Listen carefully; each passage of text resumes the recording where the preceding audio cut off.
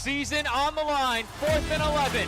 Butka looking downfield, throwing, incomplete, broken up at the 10-yard line.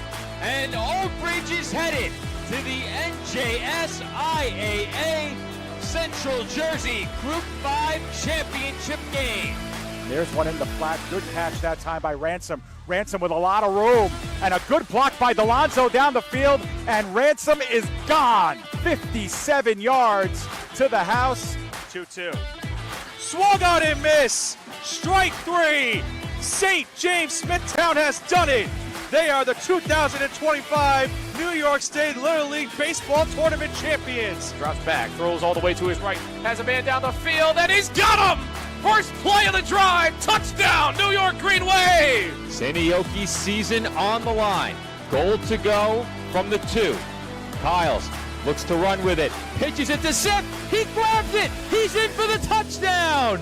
The final 25, and they're neck and neck. Kane looks like they have just a dash of a lead. Salisbury taking first. What a race.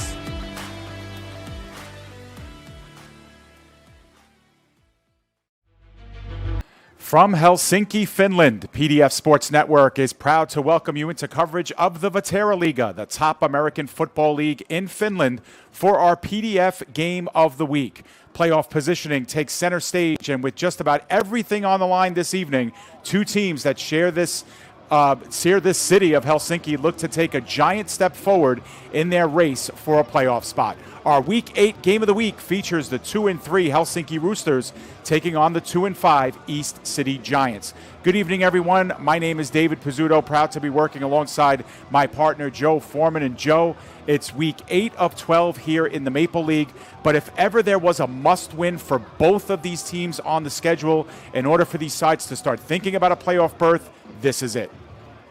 With just 7 teams in the Maple League, we find ourselves in a very unique position as we take a look at the standings entering this matchup.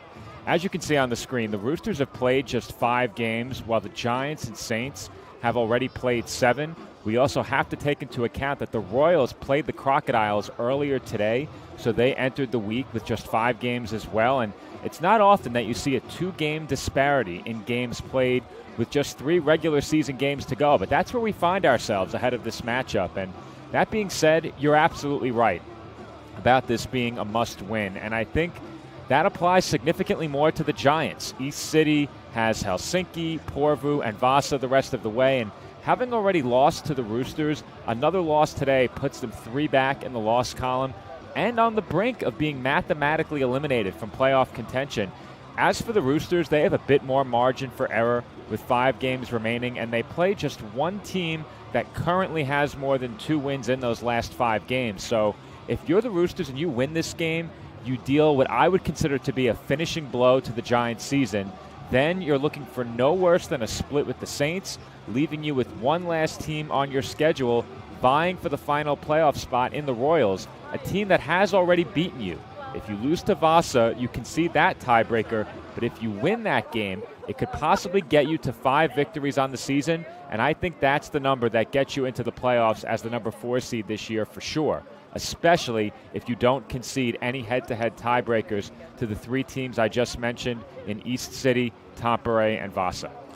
Joe, one of the reasons why this is a must-win for both teams is that neither one got off to the start that they wanted. And let's talk about the visitors here in Helsinki, the Helsinki Roosters. They started in an 0-3 hole this season, but they have worked their way back to being 1 game away from 500. They haven't played a lot of football recently, but still, they seem to be finding themselves a little bit, especially on the offensive side of the football. Are the Roosters officially back? And does the layoff help or hurt that progression we've seen from them? We've seen what I consider to be the best and the worst of the Roosters here on PDF this season. First time we covered them against the Steelers, it was a complete mess of a loss where they managed to turn the game over into the hands of Kuopio on more than one occasion. If they had won that game, they are a game over 500 and in firm control of a playoff spot. However, all that went wrong in that game went right in their win over the Butchers and the Giants the following week. Then they were able to carry that momentum into Porvoo and steal a win against the Butchers that has altered the course of their season. In terms of the layoff, I think the only way it hurts you is giving Giants quarterback Norman Douglas Jr. another week under his belt with this Giants team. If you play East City last week instead of this week, I think you come in with a greater advantage against the signal caller, still relatively new to the Giants system. Instead, you face the Giants coming off their win against a stellar defensive team in Vaasa. And now, whether or not the Roosters are back, I'll reserve judgment until this one is over. Had the Butchers not already been dealt a loss by Seinäjoki the previous week, I think I would have declared the Roosters back following that win. But Porvoo has looked vulnerable this season, and I need to see Helsinki take care of business today before I'm ready to jump back on the metaphorical bandwagon. Joe, the Roosters, you would have to think, are seen as the favorites here, especially having beaten the Giants by 3 scores a few weeks ago. But for the Giants, quarterback Norman Douglas Jr., who was signed only a couple of weeks ago after the Kahari Lane injury, started to find his groove against a very good Royals defense last week, as you mentioned. And this Giants team that really seemed lifeless during a 5-game losing streak, they came back to life last week against the Royals in a win. They really have to win all 3 of their remaining games with help to make the playoffs, as you mentioned. But still, we've seen this team be dynamic with good quarterback play this season, and the Giants should feel they have a real good chance to win here on their home field. First and foremost, it's certainly now or never for this Giants team. And if they do come away with the win today, I think there is absolutely a path for them to reach the postseason. But first, this is the game you have to win to make the rest a possibility. And for some insight on what to do and what not to do, let's go back to the Roosters' loss against Kuopio and their win against Porvoo. Starting with what to do if you're the Giants. When the Butchers' defense, or I should say what not to do if you're the Giants. When the Butchers' defense allowed Ambro or Janssen excess time to survey the field from the pocket, bad things happened, and he threw for 4 touchdowns in that Helsinki win. In the game, Porvoo held Janssen to 205 yards passing, but the 4 touchdown passes were 15 yards, 35 yards, 30 yards, and 22 yards. That's half of Janssen's total yardage for the game on 4 touchdown completions. If East City can make him uncomfortable in the pocket, they can force some ugly interceptions like the first half pick he threw against the Butchers. And that leads us directly into what to do to knock off this Helsinki team. Looking back to the game against the Steelers, a Roosters team that turns the ball over is a Roosters team that loses games. And there was no better example of that than the loss to Kuopio. Not only did the Roosters turn the ball over on the goal line twice, but they constantly found ways to beat themselves. If you're East City, you can't count on the Roosters to do that again for 4 quarters, but if you can get this team playing from behind in the second half, that's where those mistakes really began to pile up. Absolutely, Joe. And, there's only 2 games on the schedule this week. The other was the big one between the Crocodiles and Royals that played earlier today. We already saw the standings that factored in the results of that game. And so we know going into this game, the winner will be the front runner based on how many wins they have to be in that 4th position. Nothing is determined yet 1 through 3 in the standings, but what do you think of that Crocs-Royals result and what it does to shake up the playoff picture? Well, I think generally that result is probably what we expected in that game. Seinäjoki has been strong all season. They had a bit of a hiccup against the Butchers, but I think overall you would still consider them the top team in the Maple League, and for a Royals team that has struggled since their first 2 games, I think you would expect Seinäjoki to win that matchup as they did in decisive fashion. Now, before, I mentioned that 5-win target, and should any team reach that mark, I think that team is headed to the postseason. That means the Giants and Saints would have to win out, and the Royals and Roosters would need 3 out of 5. And as I said before, this is 100% a must-win for the Giants, but if you win this game, even with a loss against Porvoo, you have 3 weeks to prepare for what could be a season finale that is played without a single team in the league eliminated from playoff contention. Well, let's imagine this for a moment. The Giants win today, the Roosters and Saints split their 2 games, and the Royals defeat the Roosters. If that occurs, Vaasa, Helsinki, Tampere, and East City all could potentially enter the final week with just 3 wins. If the Giants win each of their next 2 games and Vaasa knocks off Helsinki, there is a very real chance they could enter their final game against Vaasa with both of those teams at 4 wins, possibly joined by either the Roosters or Saints if one of those teams wins both games against the other. I know that's a lot to take in, but simply put, the Giants are very much alive. As for the top half of the playoff picture, it's a bit more straightforward. First, if the Crocs win at least 3 of their last 4, they know they will be the number 1 seed unless they finish tied with the Butchers, the tiebreaker being head-to-head point differential. That tiebreaker would belong to Porvoo in the event of a 2-way tie. What is definitive for the Steelers at this point is simple. Kuopio takes the number 1 seed if they win out. For the Butchers, a win over Kuopio locks up that tiebreaker, and you've already secured a head-to-head tiebreaker with the Crocodiles. Should all 3 teams finish tied, it gets extremely chaotic, and not to be lost in all of this, Vaasa and Helsinki are just 1 game back of Kuopio and Porvoo in the loss column. Absolutely, Joe. And with 3 teams on a bye this week, it means that a lot of their attention and their eyes will be on this game right here between Helsinki and East City. We're moments away from kickoff here, Joe, so let's talk a little bit more about the keys to the game. You mentioned them a little bit when you broke down the teams a little earlier, but let's take a look and focus first on the Roosters. Obviously coming off 2 straight wins, looking to keep rolling, if you will. They haven't played a lot of football recently. What are some of the check boxes they need? Well, looking at the Roosters, I think first and foremost, they have to protect the football. We've seen that when this team turns the ball over, they typically lose games, and they have the 2nd worst turnover margin in the league coming in, so they have to clean up the turnovers. Now, on defense, I think they need to slow down the East City passing game first and foremost. That Giants passing attack is number 2 in the league, and this team is yet to show that they can run the ball, that being East City, and the Roosters have to force them to try. Very quickly on the other side for the Giants, pressure Ambro or Janssen in the pocket, make him uncomfortable. He has the 2nd worst passer rating in the league overall. That does apply to the Roosters as a team, but he's quarterbacked them all the way this season. You need to prevent the long touchdowns that killed the Butchers, and you have to be better in the red zone defensively if you're the Giants. They are the worst red zone defense in the league. And finally on offense, you have to find a way to balance your offensive attack. Norman Douglas has breathed life into the passing game and was the leading rusher for this team last week, but that's a lot on the shoulders of 1 player. Absolutely. They're going to have to depend on him a lot in this one. He will wear number 11, and the Giants will go on offense first because it will be number 4, Anssi Ruhonen, who will get us started here for Helsinki, kicking off to East City. City rivals going at it, and the big leg will punch this one all the way out of the back of the end zone, and so East City will take over via the touchback, and we'll get our first look at number 11, Norman Douglas Jr. The last time we saw the Giants, Joe, was back in week 2 against the Crocodiles. It was a game that they really, stayed on par with. They were only down by 6 going into the 4th quarter. Seinäjoki scored 14 points in the 4th quarter, made that game a little bit more distant. 33-13 was the final there, but it started a string of 5 straight losses for the Giants.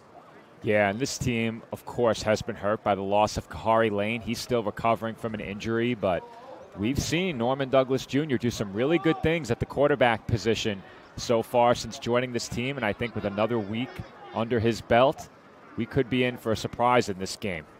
And they are bunched up at the bottom of your screen, kind of that diamond formation with 3 wide receivers on the lower half, and now they will empty the backfield. Look that way, but it will be Douglas, who tried to make man miss, but he couldn't get away from Zachary Wright, the dynamic linebacker slash defensive back for the Roosters, picked up also during midseason, and he's been a welcome addition to this defense.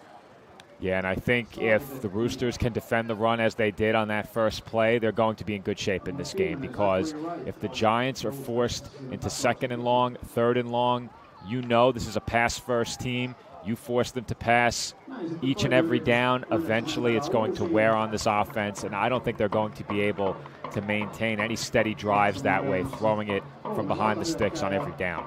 It was a minimal gain of 1 on the play, so it'll be 2nd and 9, and again, they'll empty the backfield. Immediate pressure and a pair of white jerseys in the backfield to meet with Norman Douglas, almost as if they weren't picked up at all, Joe. First to the scene, Tavi Arampa, and he got some help along with William Lytle.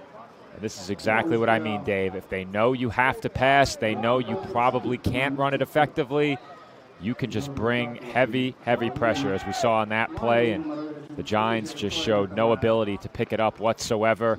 Douglas Jr. down. It's third down and very long. Yeah, 16 officially as they lost 7 on the play, and so way behind the first down marker here. And again, they might leave Austin Brock in the backfield simply to chip block here. That's exactly what they do, and under pressure and in the grasp and held up at about his own 10-yard line. Back-to-back sacks for the Roosters, who do get after the quarterback well. 3 and out for the Giants, buried deep in their own end. Well, that could not have started any worse. Not only are the Giants forced to pass on a 2nd and long and a 3rd and long, but they don't even get a pass off on either of those downs. They lost such a significant chunk of yardage there. We're going to estimate that it's a 4th down and somewhere around 25. But yeah, 23, Joe. Yep. That's good eyes you have. Yeah. And that one is punted away, and looking to stay away from it were a couple of up men, but it's gathered by Zachariah. All things considered, it's a pretty decent punt. It goes 41 yards with no return. The Roosters will start on their own side of the field, but with gorgeous starting territory here at the 46-yard line. Yeah, if you're the Roosters, you have to feel really good about that first drive defensively, and I don't think you had to get too creative with things. It was a first down rushing attempt. It didn't go very far, and the next 2 plays, they sent the house and got there both times. So I don't think they really had to disguise much. They didn't have to get too creative. Just a straightforward pass rush on a blitz and a couple of sacks, get them the football in good field position. You know you're going up against a quarterback who's only had 2 weeks to prepare here on this team, signed literally off the street, and they took advantage there. But going nowhere up the middle is Lassi Pairainen. Had a big game against the Butchers the last time we saw the Roosters a couple of weeks ago. No gain on the play. It'll be 2nd down and 10. And the big play for Pairainen that stood out last time we saw him against the Butchers was that run late in the first half. It looked like the Roosters were trying to take it to the break. Instead, he broke it for a massive gain and set up a touchdown. Outside of that play, not too much success on the ground for Helsinki in that win. Giants crowding the box a little bit, and will send some extra bodies there on the timing pattern on the skinny post. That one they couldn't connect on, as in the vicinity was Corinthius Edmonds, but that was 2 out in front by Janssen. It'll be 3rd and long. And if you're going to have success against this Roosters team, success is there to be had in situations like this. 3rd down and a longer yardage situation. We've seen at times, if you can put pressure on Janssen in these spots, he's prone to turnovers, and we'll see if the Giants can make one happen here, if the Roosters pick up yet another 3rd down conversion. They send 5, and they send 5 again, and they change of pace with Pairainen. He loses his footing and falls down inside the 35-yard line. But on 3rd and 10, they decide to give it on the delay to Pairainen, and he was able to navigate through for the first down and a lot more.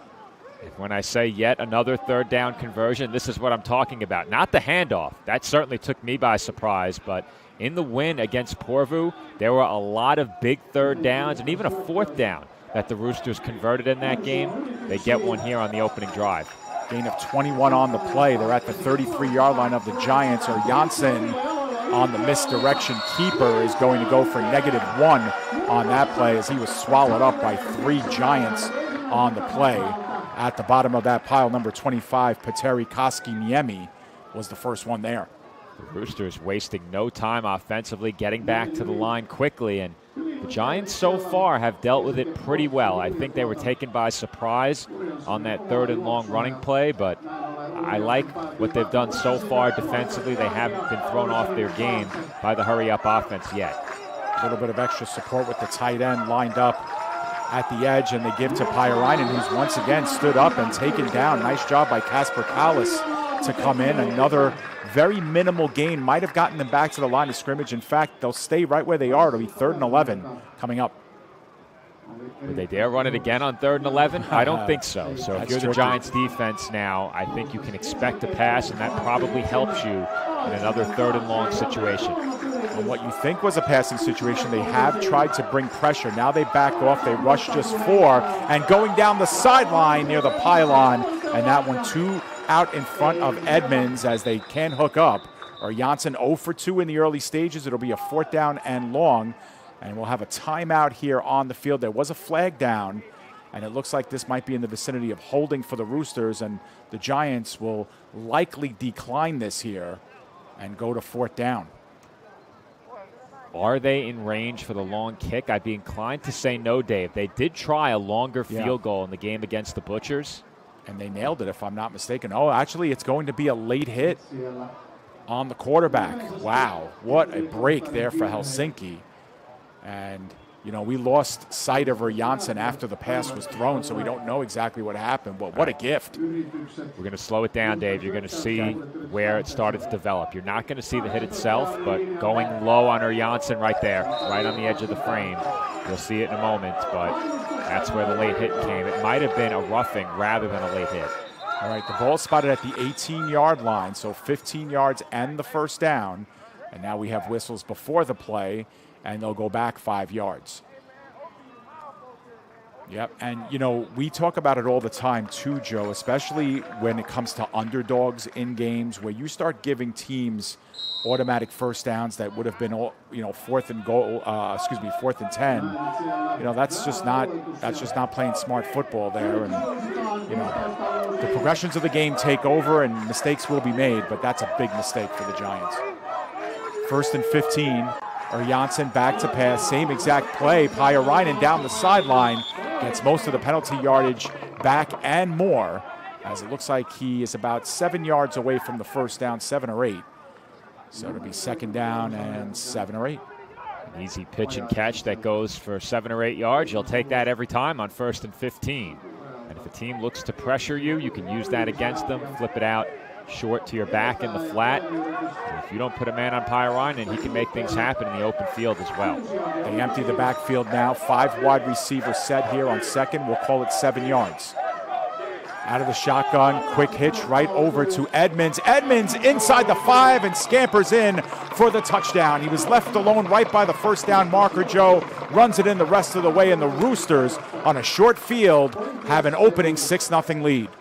It's a disastrous start for the East City Giants in this game. They go 3 and out.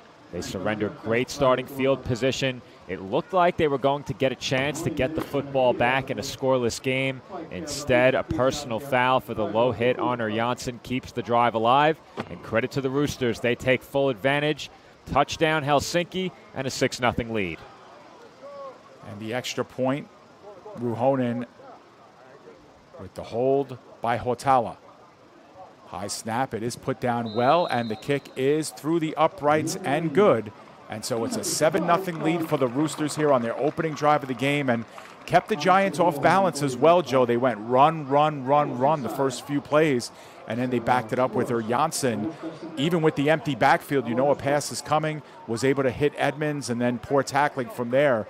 They're able to go in rather easily on that drive. But again, you mentioned all born out of that 15-yard penalty.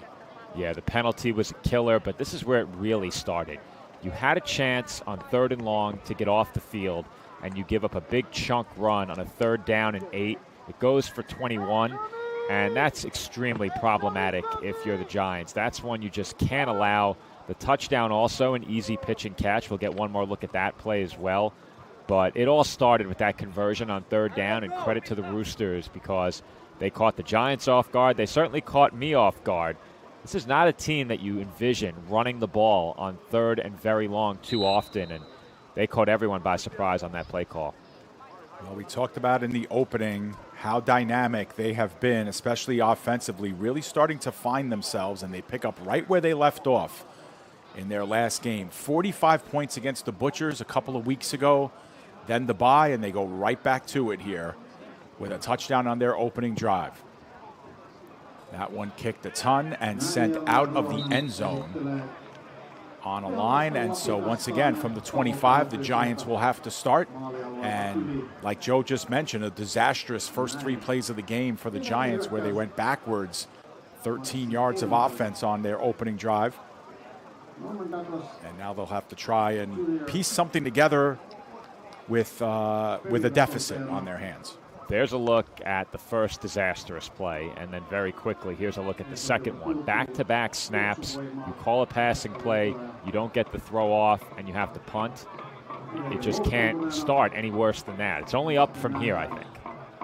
4 wide receiver set. There was some movement early. Flags are down. This is a free play and put up and caught in traffic by Austin Brock. He kind of tapped it up to himself, and he was right at the first down marker when the ball was caught. Good little hot read that time by Douglas.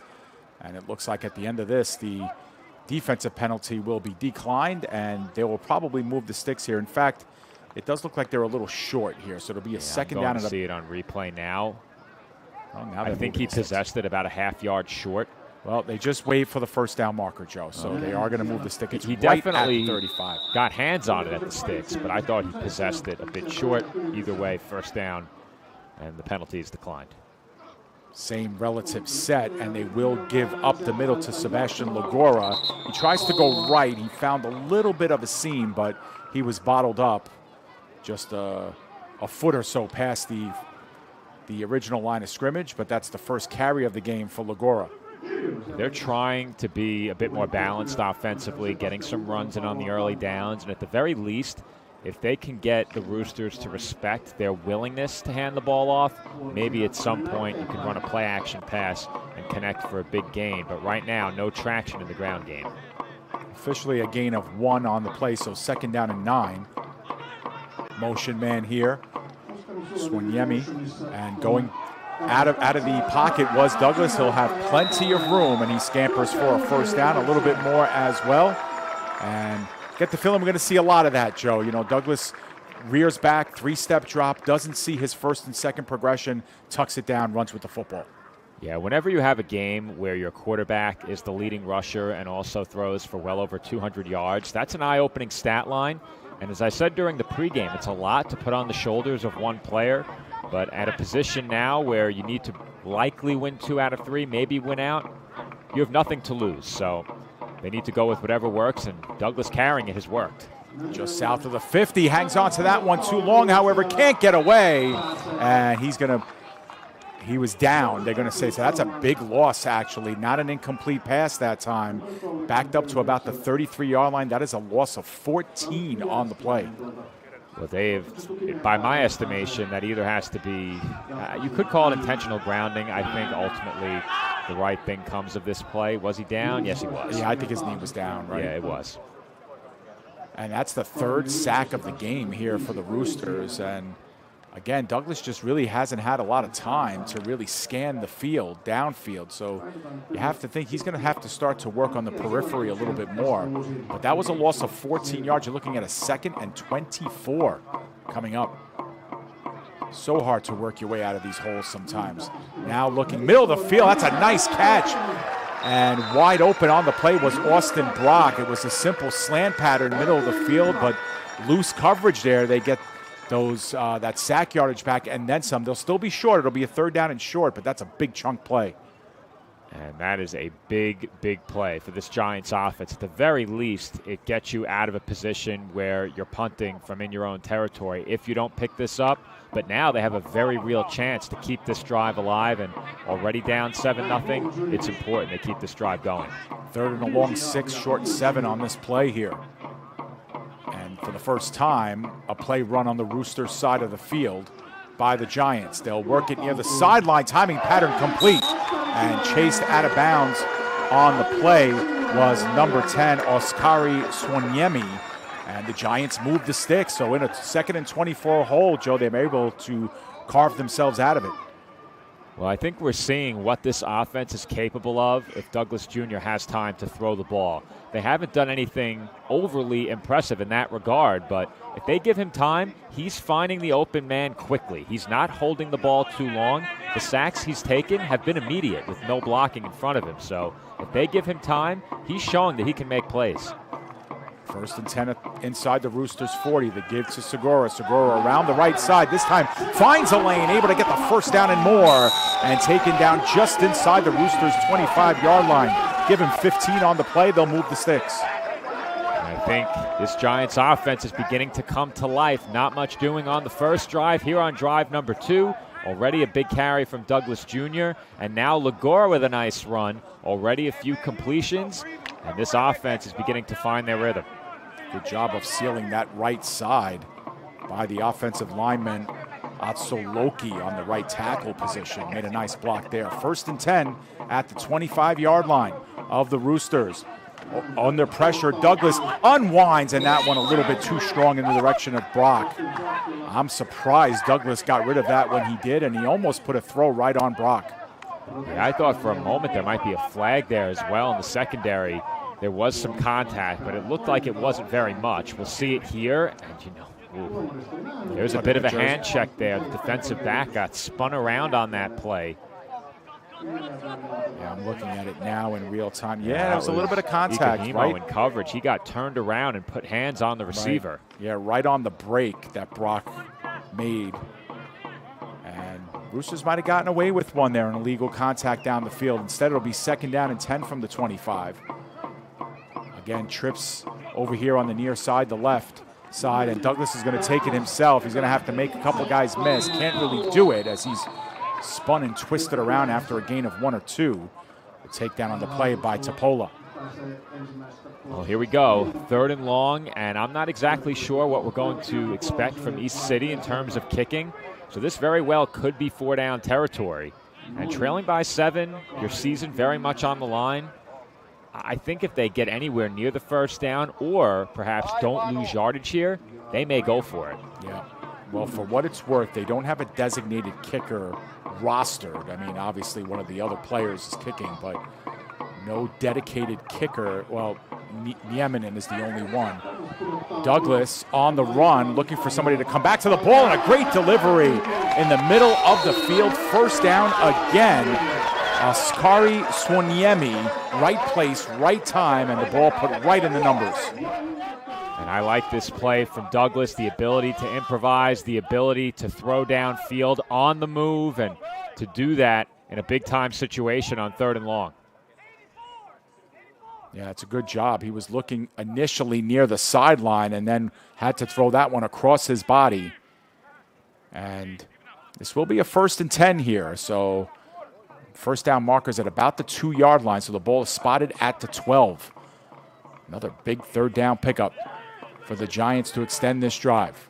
Play clock winding down here. 3 seconds. You see it at the top of your screen. They do get it off with a 2nd left. Now they look middle of the field, juggled, and unfortunately, Brock could not bring it down. There was a flag, however, that occurred right beyond the line of scrimmage. We'll have to see what this is about. As you can see, it's down near the 5-yard line at the top of your screen. So we'll get an official signal here. As they sort it out, here's another look at that last play. And assuming this play would have stood, if this is caught, this is one you need to have. Look at that pressure. 3 Roosters in the face of Douglas Jr., and he put that ball right on target. It was just juggled and dropped. Well, it wouldn't have counted anyway because the Giants were offside. Play was allowed to continue either way, but now it'll be a 1st and 15 from the 17-yard line. So a little bit of a different dynamic here on this 1st down and long situation. The Giants have had to crawl themselves out of some tough positions. They had a 2nd and 24 on this drive that they were able to convert on 3rd down. Another 3rd and long on their previous set of downs, and now they have to start 1st and 15. I'm also not sure, Dave, if the Roosters accepted that or not. I think did. Based on the sticks they did, but I saw a declining motion from their sideline. Well, it's 1st and 15, and now they look towards the sideline near the 1st down marker. It's made, and the touchdown as extended on the play was Swaniemi. What a drive for him. Makes the catch at about the 5, extends for the pylon, knocks it down, and that's 6 points the other way. The Giants are within 1. Dave, I said it coming into this game. I think with another week with this team under his belt, Douglas Jr. and this offense could very well surprise us in this game. And early on, I think they've delivered on that expectation. The first drive, they were unable to deal with the Roosters' pass rush, unable to deal with the heavy pressure. On this drive, they blocked pretty well, allowed just the 1 sack. Douglas Jr. took some hits, but he's getting rid of the ball quickly and has great timing and rapport with these receivers. The extra point is good by Noah Nieminen, and it's a 7-7 game. Great response by the Giants. Starting at their own 25-yard line, they go 75 yards. They have to crawl out of a couple of big holes on that drive, 2nd and 24, 1st and 15. And Douglas was pretty impressive on that drive. And Swaniemi, especially in the middle of the field, that time broke towards the sideline. Great job of knowing where the stick was, Joe, extending, making a nice play. The wideout had a really good drive there. He sure did. And talk about night and day compared to the first drive. And that's a well-designed play as well. Really not much the Roosters could do there being in man coverage. They had the right play call for the right coverage, and timing matters a lot on those throws as well. There's only so many reps you get with your receivers on those plays when you're new to a team. Now a couple of weeks in, I think it's starting to show for this Giants offense, and it couldn't have come at a better time. They're in a must-win game here.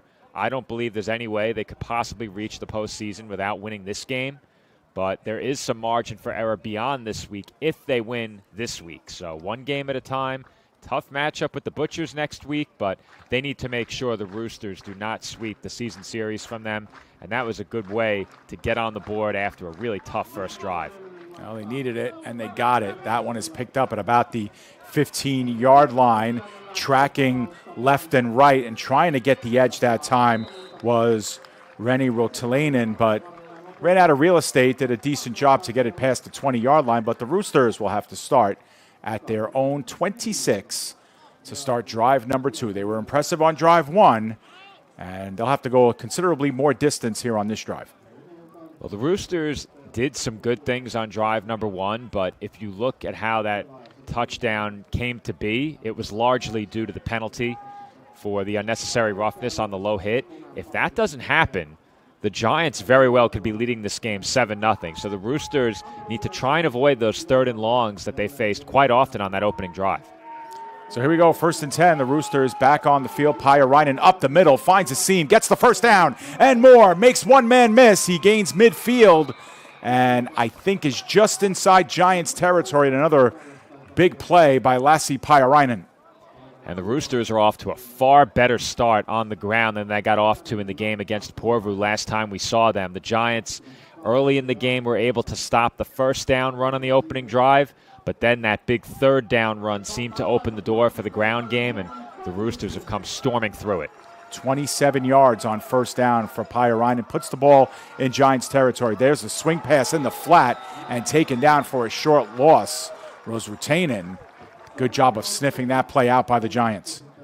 Yeah, and we know the Roosters like the screen game, and a lot of the time they rely heavily on it in terms of their passing attack. And I think that's a big reason why we see stat lines like we saw for Janssen in the Porvoo game. He threw for over 200 yards, 205 to be exact, but as I mentioned during the pregame, half of those yards came on the 4 touchdown passes, and a big reason why is a lot of screens. 2nd down and 12 after the 2-yard loss on that last play. Or Janssen back to pass, looks in the low flat and unable to hold on was Rutinen, but there is a flag down in the Roosters backfield. Looks like this is coming back anyway due to holding. Well, here's a look at it. We'll see if we can spot where the flag occurs, but I was about to say, if there's one thing that the Roosters have done reliably in every game we've covered them, as it is a hold on Helsinki, it's pass block. And it's been very rare that Janssen has faced heavy pressure. When he does, that's where they make mistakes, as they're going to accept the holding penalty and make it a 2nd down and 22. Right. So we talked about the Giants crawling out of a 2nd and 24 on their drive, and now the Roosters have to do it as well. They'll empty the backfield and go with 5 wide, including 3 here near the bottom of your screen. But we do have a whistle here for time called, and we'll see. I think they're going to switch fields here, Joe. This could probably be the end of the first quarter. It looks like that's the case. And if so, Dave, that is a lightning-quick first quarter. Yeah. In fact, this is only the 4th drive here, and the Giants' first drive went 3 and out, and it's not official yet. They haven't moved that ball up. But we haven't gotten a signal as to who called the timeout either. So I think they're going to lift this ball and switch fields here, would be my guess. We have the graphic waiting. No, and here they go. Yeah. All right. So we're through 12 minutes of play. The Roosters will have a 2nd and 2nd and 22 when we come back. And this is only their 2nd offensive drive of the game. They scored a touchdown on drive number 1 in a game that we determined was most likely a must-win for both. Of course, as Joe mentioned during pregame, a little bit more margin for error for the Roosters here at this point, but this is going to be a must-win for the Giants at the very least, and a game that will determine playoff positioning for sure. They have to get the markers right, Joe. It's a second down. It should be a 2nd and 22, and right now the markers on the far side of the field are a little crossed up. Yeah, you talk about the need for each of these teams to win. The Giants have to have it. There's no question about it. If the Roosters have the tiebreaker head-to-head over the Giants, they're not going to make the playoffs. They'll have 2 games left, and the Roosters will be 2 up in the win column. So that would effectively end their season by my estimation. I think mathematically they might be out in that scenario. I don't know if there's another team ahead of Helsinki that could lose out to get them in, nor do I think that will happen. So they have to win this game. Right. However, they don't need to win next week if they win this one. They still have a decent enough shot, even if they lose to the Butchers. Right. So if you're the Giants, it's 1 week at a time. Of course, you want to win every game, but this is the game you have to have. Well, I think they've gotten the yard markers right now. So 2nd and 22. And after a pretty lengthy delay, once again, the backfield is emptied for the Roosters. Obvious passing situation here. Janssen does get some pretty decent protection, and that one is intercepted. Down on the play while making the interception was Bernat, but Nolan Bernat had a good read on that ball. Didn't really have to move much. Went down, made the secure catch, and the Giants on the first play of the second quarter are taking over. Yeah, and we've seen this now more than once already covering the Roosters, Dave, but there have been some throws from Janssen that are seemingly inexplicable. I see what he was trying to do there. He was waiting for his receiver to break past the initial contact near the line of scrimmage and then throw him open in between the cornerback and the safety, but that is a high-risk throw in a situation on 2nd and 22 where you just can't make that play. Little shovel pass out in front, and a good job by Brock to turn that upfield and get close to the first down. He reaches the 50-yard line and will be 3 yards short from there. And a nice, healthy gain of 7 on that first down play. And the Giants, by way of that interception, have their best starting field position of the day. It was on their own side of the field, but after starting the first 2 drives at their own 25, now they're at the 50-yard line in one play. 2nd down and 3 coming up. And that was statistically a pass by Douglas, but effectively a pretty good run. Douglas goes back to pass, gets a chip block up ahead. He's in trouble again and will be wrestled down back near the original line of scrimmage, maybe 1 yard behind it. It'll be a 3rd and long coming up. The Roosters with sack number 4 here in the first half. And the Roosters' pass rush in this game has been a huge difference maker, and whether you want to call it a great job pass rushing or poor blocking up front, either way, it's resulted now in 4 separate plays where the Giants have lost massive chunks of yardage. 4 sacks now for Helsinki, and once again, it's 3rd and long for the Giants. Yeah, 3rd and 10, exactly a 7-yard loss after a 7-yard pickup on first down, and so we'll see if the Roosters bring pressure, although they have been getting home with just the 4. And they'll rush just the 4 that time. They get in again. That one wide open, first down and more. Running is Ronnie Lindroos, and finally taken down inside Roosters territory. And again, he kind of broke away. That ball was taken away at the very end, Joe, but they are marking it Giants football as Lindroos was down. And I've been really impressed by Norman Douglas Jr. in this game, Dave. Look at that pressure coming off the edge, and he delivers a strike in the face of that pass rush, hits his man in stride coming across the field, room for yardage after the catch. He protected his receiver from a hit that could have come down from the safety position, and I've really liked what I've seen from this Giants offense when they get even some semblance of pass blocking. And we saw it early in the season when Lane was at quarterback.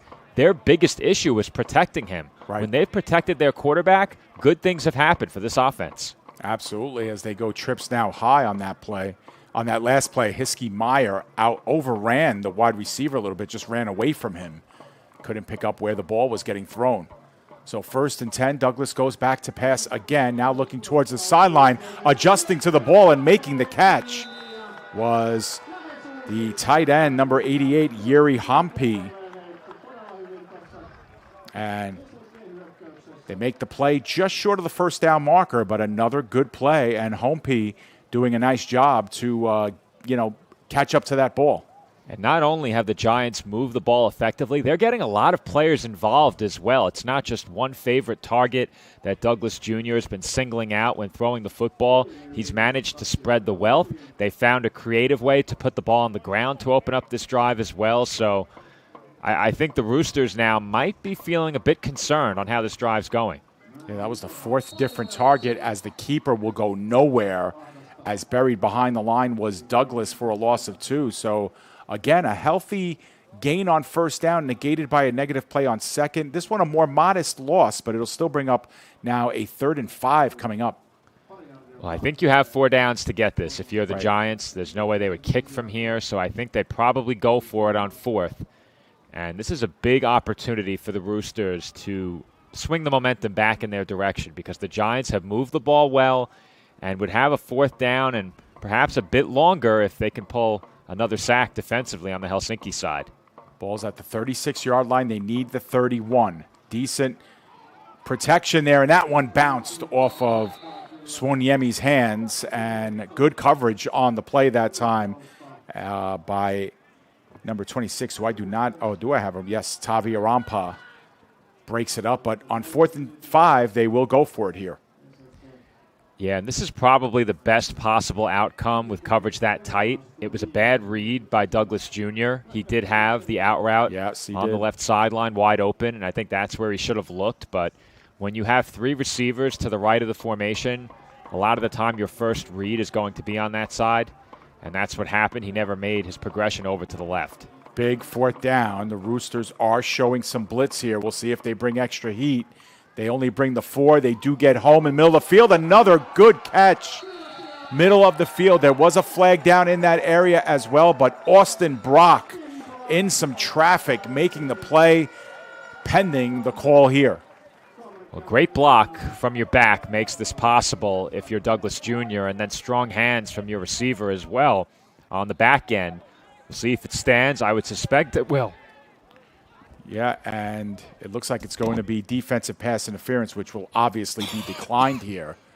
And we'll have to see the official call.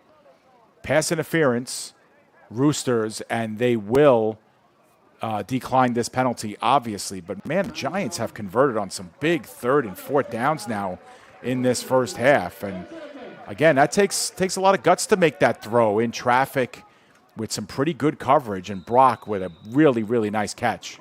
Yeah, really quick. Here's one more look at it.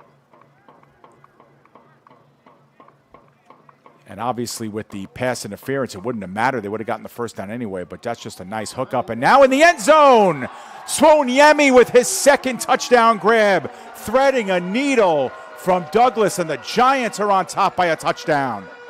Well, Dave, if the Roosters weren't concerned before, they're certainly concerned now, because on the first drive, it seemed like they could do no wrong. They didn't have to try and trick this Giants offensive line or keep Douglas guessing. They just brought straight heat on the quarterback. 2 quick sacks, you get the ball back, you take a 7-0 lead. Here on this drive, they've found ways to protect Douglas Jr. Chipping the back certainly helped on that 4th down. And here, he delivers an absolute strike. Yeah, in stride. Swoniemi never had to adjust the route, and now the lead is officially 14-7. East City Giants in a game that they need to have. Converting again, a big 4th down on that drive, and they come right back the next play. 25-plus yards on the hookup, and they've looked crisp here in this first half. They sure have. And here's one more look at that last touchdown in slow motion. You see the bunch formation to begin that play, and that's your typical verticals concept out of bunch. Any Madden player would recognize that play immediately, Dave, but it's not often we get to see it so deliberately run in real time, with the replay demonstrating exactly what many of our viewers have probably seen so many times on a TV screen. And when it works to perfection, combined with a throw like that, it's a lot of fun to watch, and you can't execute much better if you're Douglas Jr. in this offense. And even though they've struggled to protect him at times, they have found creative ways to buy him that extra fraction of a second, and it's really paid off now in the last couple of possessions. And they have their first lead of the game. Their last kickoff went short, so we'll see where Nieminen puts this one. That's a pretty good kick.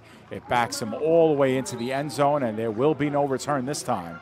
So the Roosters will have to start at their own 25-yard line, their worst starting field position here to start a drive. And coming off the turnover, now it's up to Ambro or Janssen to get his team straightened out offensively, and the Roosters, down by a touchdown, have to respond.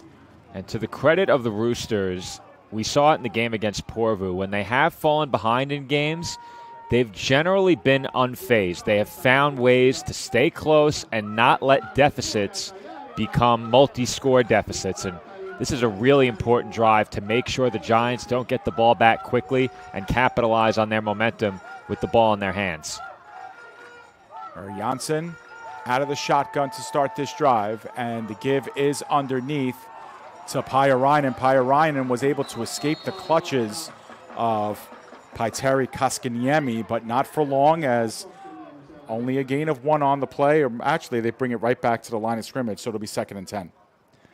Good start to the drive defensively for the Giants, especially considering the Roosters have done good work on the ground to this point.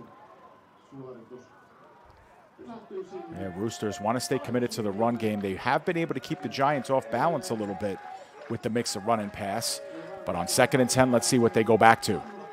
And it will be a run again. Pyöräinen finds a seam, is able to surge ahead for a quality gain of about 7 yards on the play. So that gets a chunk of it back. It'll be 3rd down and shorter distance. Tyron Dixon making the tackle. And you will certainly take that if you're Helsinki. They've been very committed to the run early in this game, and you can see the hole open up, a good cut up the field, and the Giants do well to prevent that from turning into a 1st down run or more. There's an effective cutback there by Pyöräinen, but the Giants rally to make the tackle, and now it's a big 3rd down and 3.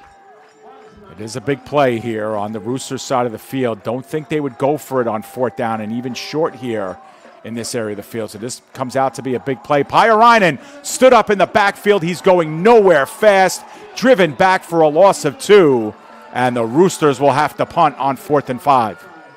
Where will they, Dave? They went for it in a similar spot against the Butchers. This isn't the same opponent, not the same circumstances. They will punt. But we saw a play like this in the Porvoo game as well on a 4th down. It was a 4th and 6. And you hated it. Oh, I hated it, and I still hate it.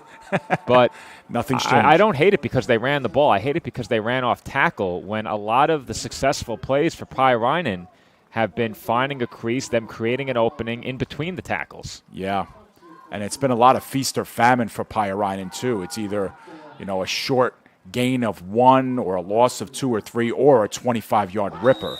And really hasn't been a lot of in between.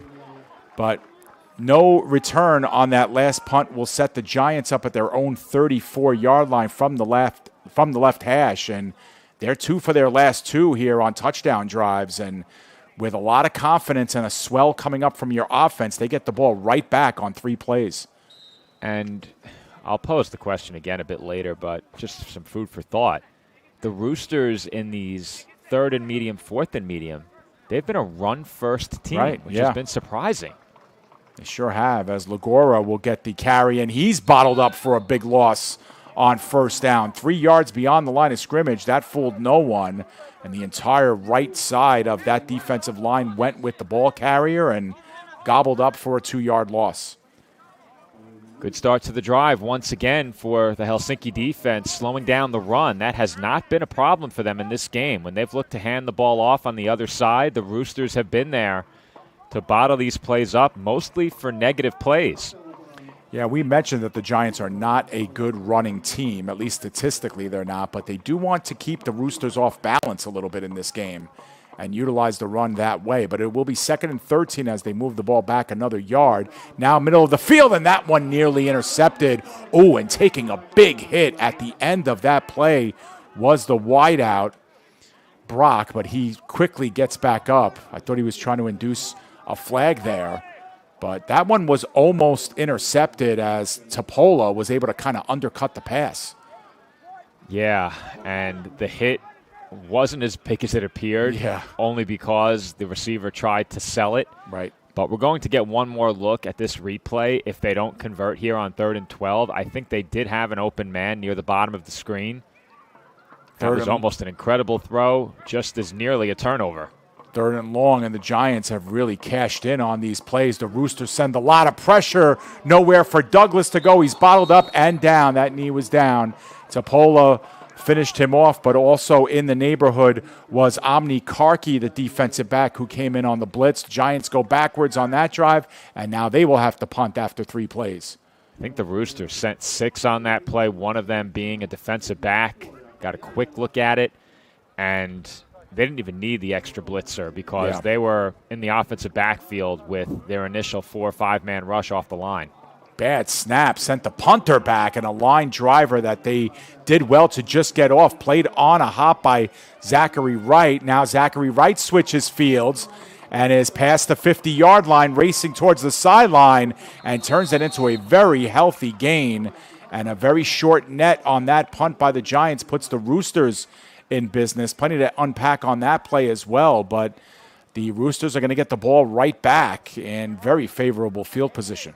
All right, Dave, before we look at that play, here's another look at the play that set up 3rd and 12. Look at the out-breaking route near the bottom of the screen here.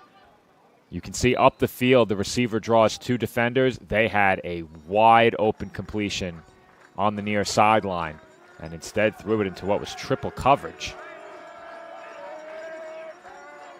So the Roosters will take over inside the Giants' 40-yard line at the 39. Quick one-step drop, but Jansson's pass is not good to Pyöräinen. And, yeah, I saw it just caught up to the live feed now, Joe, and I see what you're saying about that last play. Yeah, there was a miscommunication in coverage for the Roosters on that play, and just bad timing there between Pyöräinen and Jansson on that first down pass attempt. And you showed the replay of that Giants play that set up the 3rd, but on that 3rd down, then you got the big sack. That was the Roosters' 5th sack of the half as well.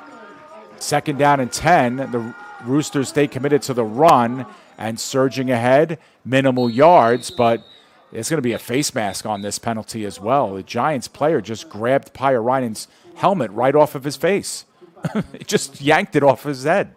We'll see it on the replay here. And looked like he grabbed it from the ear pile hole. is driving the way it was. Maybe it's not that surprising.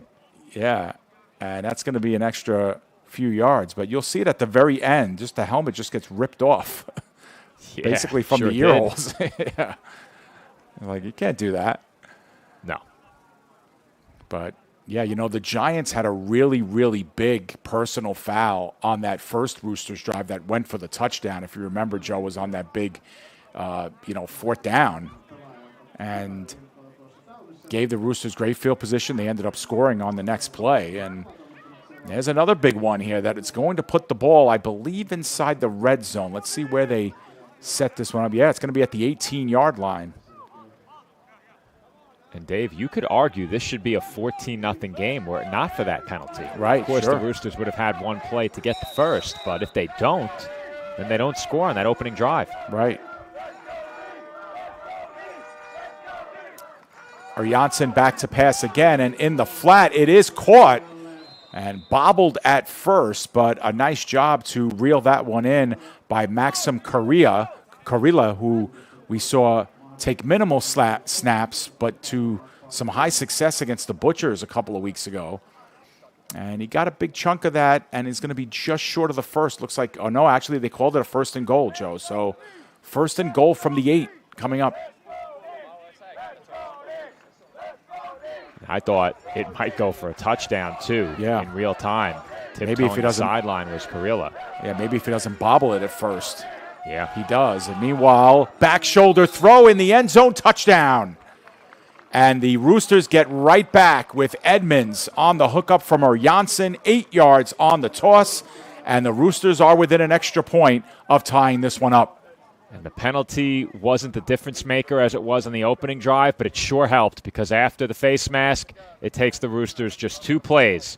One pass to the back, One back shoulder throw later, and it's a 1-point game. Helsinki trails 14-13 pending the extra point. So Anssi Ruohonen will come in. He's 1 for 1 on these extra points in this one. It's been a little erratic, hooking them. And there's a bad snap. That ball is live, and the Roosters do well to just get on top of it. But the Giants retain the lead, 14-13 off of the bad snap that goes through the hands of the holder, Lauri Hautala, and all he can do is fall on it. Well, we're going to see that once again in slow motion. Is there anything wrong with the snap? I don't think so. It just goes straight through the hands of the holder. And the Roosters did not do what we saw a couple of weeks back in the Butchers game, where they essentially handed the Roosters 7 points on a botched field goal attempt. And you could argue any one of the mistakes that Porvoo made in that game was the difference. If you look at the mistakes in this game and how close it is now as we wind toward the end of the second quarter, any mistake you make from this point forward could be the deciding mistake in this game. Agreed, yeah. And we talk about it all the time, missing these extra points, how often you chase them during these games. Doesn't matter what level of football you're playing. We see it in the NFL all the time. We see it in this league, the semi-pro that we do, even the high school games that we cover, Joe, which actually start later this month. It's going to be a very busy month here on PDF, though technically July ended yesterday, so our busy July is over. Yeah. And busy 4 weeks. Yeah, busy 4 weeks. And, I made mention of it on my personal Facebook page, Joe, and I sent, you a shout out and our whole crew, because the last 2 weeks we've been covering 3 different baseball and softball Little League tournaments here, for those of you who might be unfamiliar. But I think we counted up 52 games in 11 days, 3 skills competitions, 3 welcome parades as well, and all the schedule shifting with the rain and all that other good stuff, and all the social media graphics and YouTube changes that we made. We have had 2 weeks that were very fun, but were very taxing for our crew. I'm going to tell you the best compliment I got in those 2 weeks following this next play. Absolutely. So here we go. 1st and 10. Giants start at their own 33-yard line, having given up the touchdown, but up by a point. This time, very, very good time for Douglas. He spins out of trouble, needs to get rid of this ball, and does wisely to save the big loss on the play. It'll be 2nd and 10. All right, so as we get a look at this replay, I'll tell you the best compliment that we got the entire 2 weeks that I spent covering the baseball 10U and 12U championships in New York State.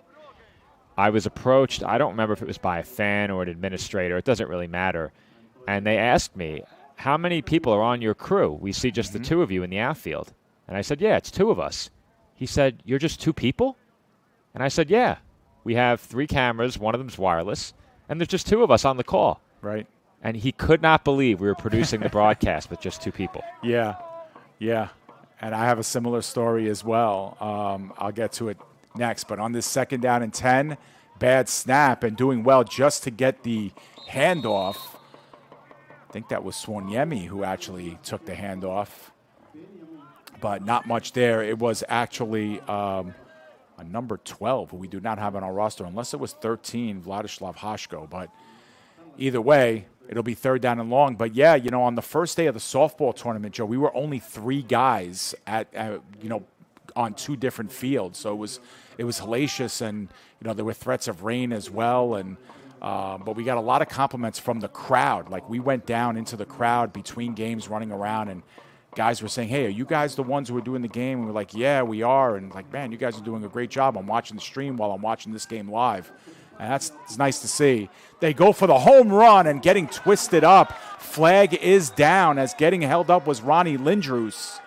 And wow, Douglas was in heavy trouble. Put it up for grabs, Joe, to try to give Lindroos a play, and it turns out we're going to have a pass interference against the Roosters and an automatic 1st down after 15 yards here for the Giants. And when your season's on the line, these are the chances you have to take. And to be honest, Dave, it was a perfect throw. Were it not for the contact, they may complete that for a touchdown. Maybe it's a yard overthrown. Is it a chance you take if you're the Roosters contacting the receiver? I'm not so sure if it was even intentional, but Douglas Jr. has to take those chances in this game. He does, and it pays off there on a 3rd down and long. Well, we talked about the Giants committing a couple of really big penalties that have led now to 2 Roosters touchdown drives. Here's one for the Roosters on a big 3rd down. Now on this play, they work towards the sidelines. The catch is made by Lindroos again. He was just shy of the 1st down marker. There was a flag down in the backfield, so we'll have to see what results of this. The Roosters seems to think this is holding on the Giants, but it'll be procedural instead. So they'll back this one up 5. Here's a look at the replay. I wasn't even sure how he found room to catch this in bounds. Yeah, leaped up and I think was driven out. He got that heel down, no question, but it's going to be a 1st and 15. So the play doesn't count, but Lindroos made a nice one, and it'll be a 1st down and 15 instead of a 2nd down and 1 as a result of the penalty.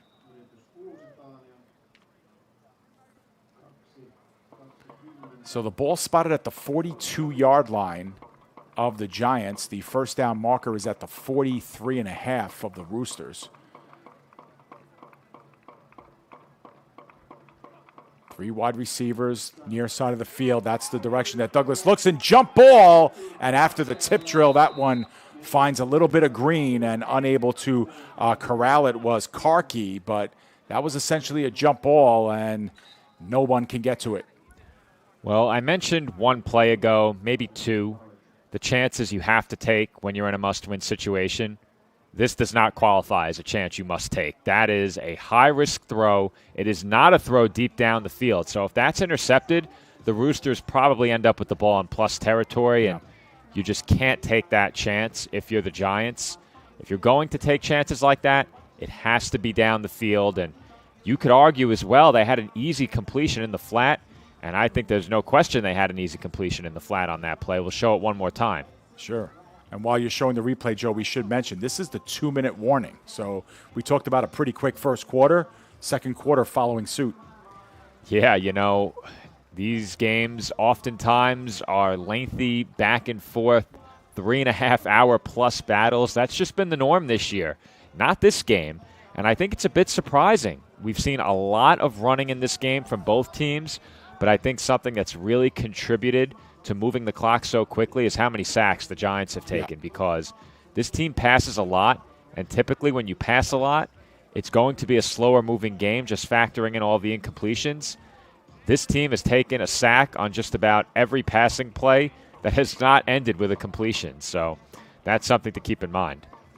So it's going to be a 2nd down and 15, and our first play sub the 2-minute warning here.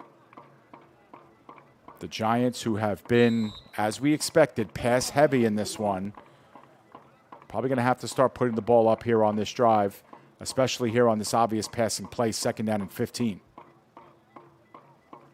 Shotgun snap, this time some pretty decent protection. They go down the field, and that one is indeed intercepted by Zachary Wright. And he is dangerous with the football in his hands, and he turns it back into the Giants' side of the field at about the 40-yard line. And with about 1 minute and 40 seconds left in this first half, the Roosters are going to be in prime position to potentially take the lead. And all of a sudden, Dave, Douglas Jr. has gotten fairly reckless with the football. Yeah.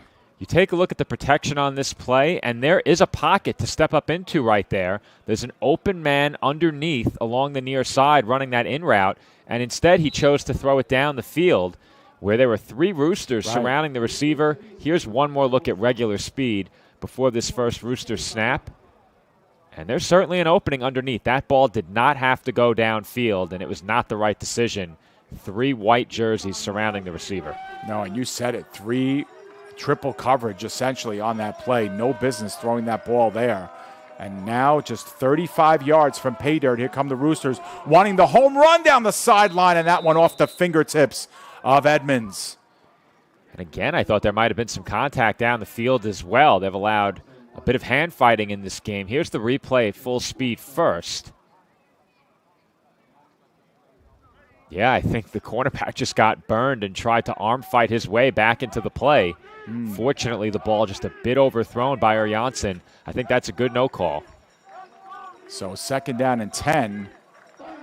Janssen gave it a shot. We'll see if they start working in smaller chunks here. Janssen looked right, now goes right, barking out some signals, running out of real estate, and now throws it at the heels of his potential receiver. Closest man to it was Takapa, his first target tonight, but it'll bring up a 3rd and 10. Are we both thinking the same thing here, Dave? What's that? He's got to run. Oh, yeah. Yeah, He's looked like he had the gotta lane. run Looked like he had the lane. He had more than a lane. He had, I would argue, a 270-plus pounder as the nearest defender chasing him. And a lot of those linemen are deceptively fast, but I don't think Janssen was losing that foot race. And the linebacker had to drop back to help in coverage. Yeah, unless he was worried about just the clock running and all that. But you should still have plenty of time here. By my stopwatch, I have about 1:20 left as this one goes up the middle on a run on 3rd and long, and it's Pairainen. Again, the clock is moving. And it's going to be about a 4th and 3 coming up here. Another healthy gain on 3rd and long via the run, but there's a play you got to have here. There's no question you're going for it here if you ran it on 3rd down, but 4th and 3. They might be in range to kick based on what we saw a couple of weeks ago. Well, I have exactly a minute left and counting here. That's on my unofficial stopwatch. They're taking all the time in case they don't convert. They don't leave a lot of time for the Giants, but in bunch formation, Janssen looking, middle of the field, that one's tipped up and incomplete. And that one was a bad throw by Janssen because Edmonds did have positioning there, got a paw on it, but couldn't bring it down. Yeah, I'm not one to hold in how I feel about certain plays, Dave, but, man, you have to have this one. Yeah. A well-designed play. It was a well-designed play. Just wasn't executed, and that's all I have to say about that. Yeah, it looked like Janssen was looking for the home run and then kind of looked back in the middle of the field, and Edmonds was there. I mean, he was sitting in a pocket there. You have to get just the right amount of loft and just the right amount of, touch on that ball to drop it in that zone like that. But it was there to be had. It's a wide-open throw. You have to have it. You got to have it, right. Got to have it. It is a window, but it's a pretty open window. And now the Giants with officially 40 seconds left, or maybe in that, and here comes the 6th sack of the game for the Roosters. And they are doing a number on this Giants offensive lines. We got a couple of players down on the play now, and so official timeout on the field while they get that sorted. Yeah, I assume the Roosters had called timeout. They have 3 left, and with that being the outcome on 1st down, I think you have to call one, but it doesn't appear they needed to. Well, that was definitely an official timeout because the officials noted it, So they're going back to their respective huddles, which means that maybe one team has called a timeout or just by way of Tavi Arampa coming out. Yeah, so the Roosters have indeed called their first timeout, Joe. Yeah, I agree with that. I think you have to try and get it back here, especially considering how prolific your pass rush has been. You could realistically expect to get another sack on one of the next 2 plays if they throw it twice. Yeah. If I'm the Giants, I'm not even sure I would try and throw it. No, I was going to say, if you're the Giants, you might just want to run it, force the Roosters to call their timeouts. And even if you have to punt, and we know that things go awry on punts, you're only giving the Roosters maybe 18, 20 seconds left on the clock. We're that low on time? I have 39 seconds left. Okay. And again, I'm very unofficial. And I think part of the issue is that the Roosters, after running it to set up 4th down, let some time come off as well. And, of course, you're hoping that drive ends in points. But because you let that time go there, you're not going to have it once you get a stop, if indeed they do receive the football back once more. I think if you're the Giants and you go into halftime with the lead, it's a huge victory, especially considering how the game started. But if you're the Roosters, I think you certainly have to try and come away with some points before halftime if you can. And I think they're going to have a chance, Dave. I really do. All right, so 39 seconds left, again, unofficially. And this is a 2nd down and 17 coming up following the 6th sack of the half by the Roosters.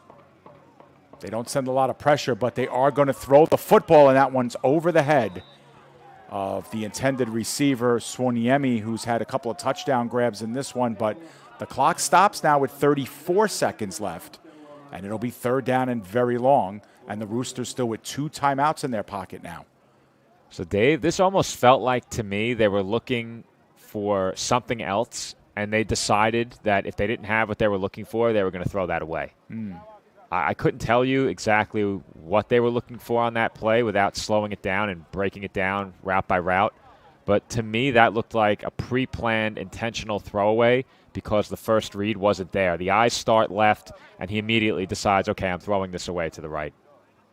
Kauppinen was in the backfield, but now it's going to be Douglas on the run from the outset, gets held up at the 25-yard line, and the Roosters are quickly calling a timeout with, on my count, reads 26 seconds left. And that's the Roosters' second timeout that they will call. They will have one left as the Giants start to spill in the punt team on the field. Now, by no means am I suggesting you get out of bounds, but I think it was possible to take some more time and perhaps some more yardage with you. Let's see, if Douglas Jr. doesn't cut that upfield, I think he had a much bigger gain on that play and probably takes more time with him. Well, it's going to be 3rd and long no matter what, and the Roosters, you know, they'll have a decision to make here on whether they want to field this ball and try to get a good return on it. Zachary Wright has gotten a couple of good returns on punts, or if they want to fair catch it and try to get themselves 2 or 3 plays.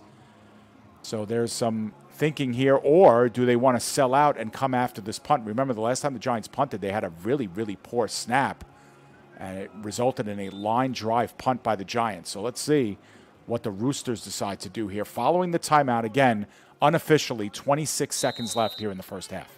Yeah, for me, it all comes down to how much time is left. But regardless of that, you need a good punt here if you're the Giants. Looks like they're bringing pressure, and they get to it.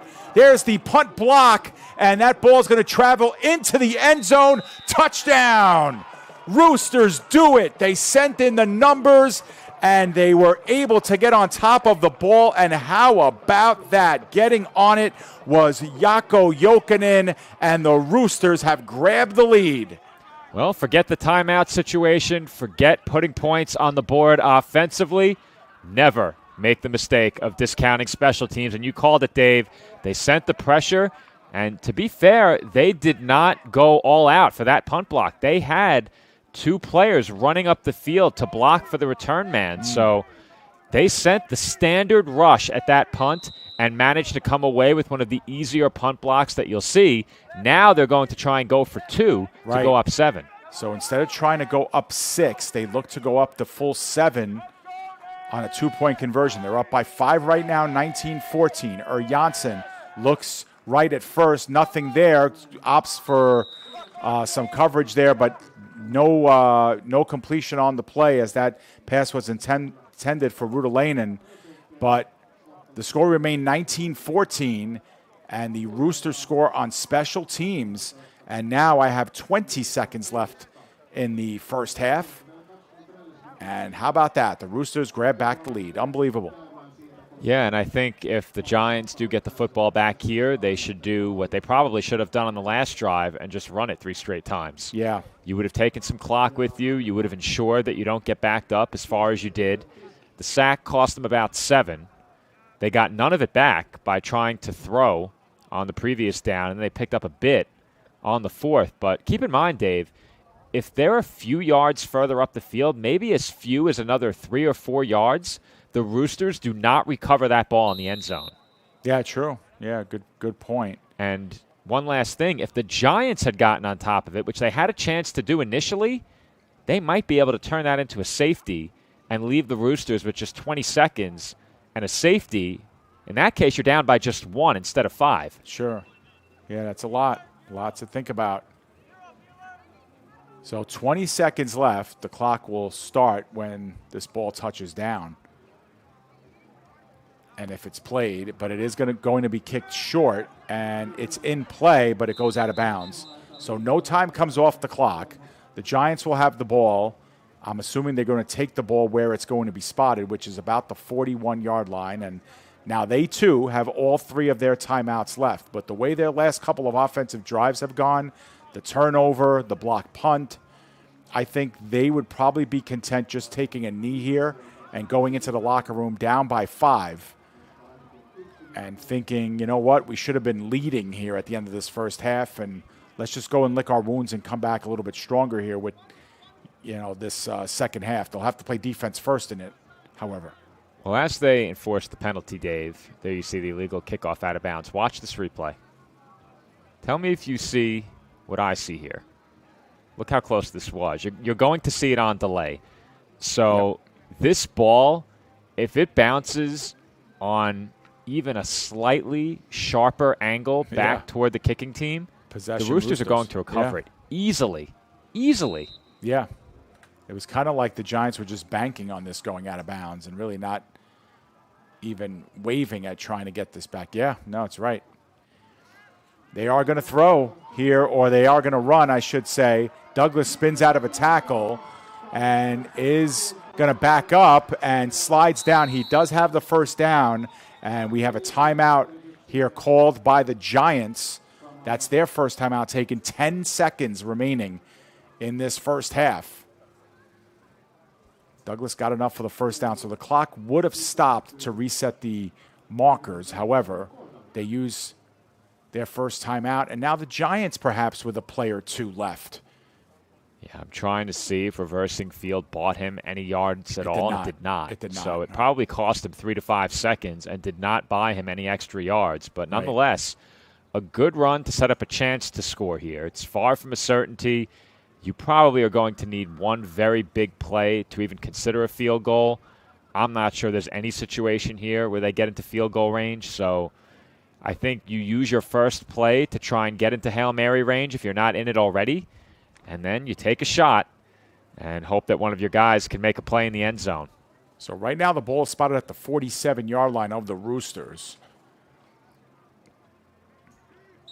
We'll see if they decide to play one more in the field of play. Again, that's assuming we have the right time left. We have 10 seconds left in this first half. Clock is running down, and that one's incomplete. 7 seconds now, as that pass was intended for Brock, incomplete. Well, on the stat sheet, Dave, that goes down as an incompletion, but this was very nearly completed to the Roosters for a touchdown the other way. Yeah. And this is a dangerous throw. They're all over it, too. If that throw is on target, that's a touchdown going the other way. Yeah, it's walking right in front of it, and then you have open green ahead of you with nobody there to, the wide receiver was down on the play, so he's not catching up to you. Yeah, I slow it down here one more time before the next snap, and honestly, watching it back, I'm almost shocked they didn't intercept it. So with 7 seconds left, it's second down and 10 from the 47. The Giants back to pass. Three-man rush by the Roosters, and they get home again, and that will be a sack, and I think time, unless they're stopping it here, yes, the Giants are stopping the clock again. That's their second timeout. And, Joe, I have 1 second left on my clock, but I see the number 3 being held up. Yep. Now, that could be because it's third down, but it could be because there's 3 seconds left in this first half. Yeah, they were trying to set up the Hail Mary, Dave, so I think they're down to one play here, and the Roosters' pass rush has been too good in this game, I think, to get that throw off to the end zone with receivers in the end zone. I think your best bet is to throw a high-arcing ball as the pass rush is coming and hope that by the time it comes down in the end zone, you have somebody underneath it. So if that play resulted in a loss, and I think it was, then that is the 7th sack of the half for the Roosters. 7 sacks in the half. And mind you, these are 24-minute halves here, 12-minute quarters that they play in the Vaahteraliigs. So the Roosters are starting to pad the stats. And, yeah, indeed, that was a 1-yard loss. So on third down and 11, with what we believe is going to be the final play, and the Roosters are certainly defending like it is, almost defending it like it's a punt situation here. They'll only rush the 3, and they will run the football. It'll go up the middle, minimal yard gain, but that will do it for the first half of play on the run to end the frame by number 12, who we actually do not have on our roster for the East City Giants in this one. But that'll be the first half of play. It was eventful. Both teams were behind. Both teams played with the lead, but it's the Roosters that get the last laugh on a special teams touchdown to take a 19-14 lead going into intermission. Joe, a lot of play all over the place. What are some impressions through the first 24? Well, I think when you watch that first half, it's hard to come away with any conclusion other than the Giants have a lot of things to clean up. And that's not to say they didn't play well at times in that first half, but their pass blocking at times was a disaster, and the key penalties they committed directly led to 2 scores, at least one. You can make the case 2, but what you can argue is that touchdowns immediately followed both personal fouls they committed. Yep. And then, of course, there's the botched punt that was blocked and ultimately is recovered for a touchdown. So the Giants have a lot to clean up. That being said, the Roosters leading this game 19-14 did not play particularly well beyond the first drive. I think the first 2 drives of the game, offensively and defensively, were great for the Roosters. Their pass rush was consistent throughout that first half. Even when Douglas Jr. got throws off, they had to keep an extra man in the backfield to chip the rushers. So I think you're winning if you're forcing the back to remain in the backfield and chip. However, beyond the pass rush, that defense got carved up by the Giants whenever Douglas Jr. had any time to throw it all. Yeah.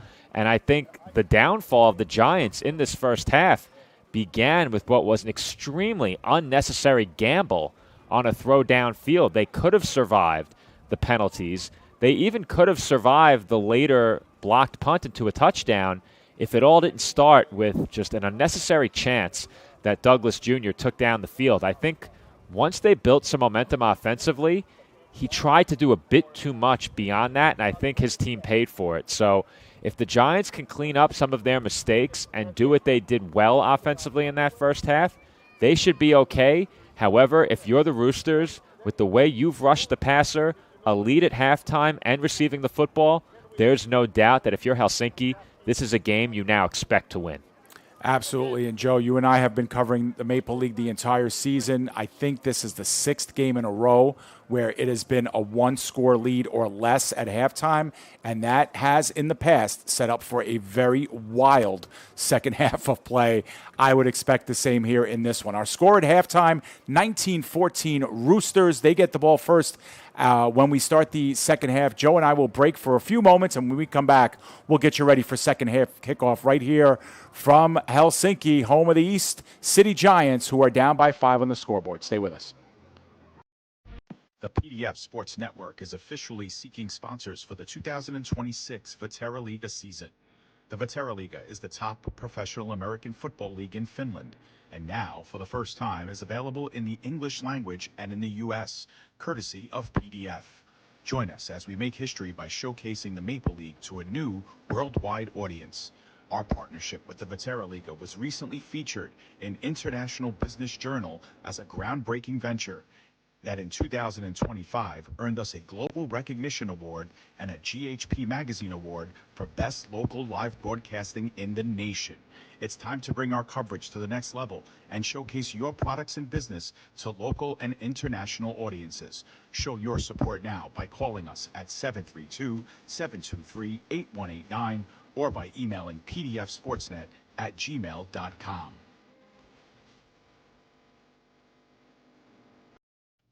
Attention local businesses and professionals. Isn't it time to elevate your game? Now you can advertise your business or product on PDF Sports Network. Your ad will appear on all of our broadcasts, including this one. Don't have a commercial? We'll make one for you, absolutely free.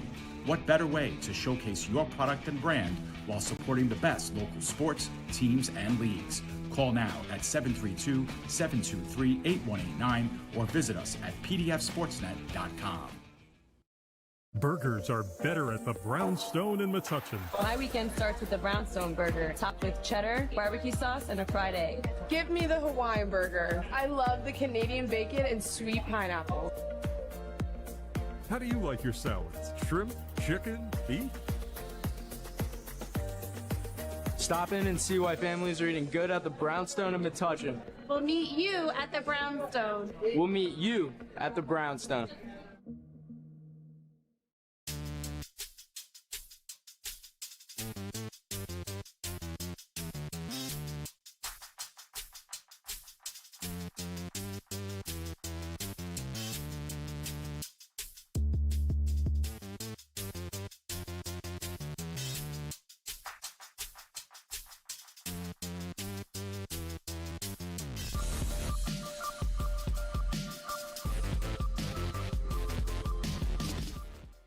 refined, restorative, results-driven.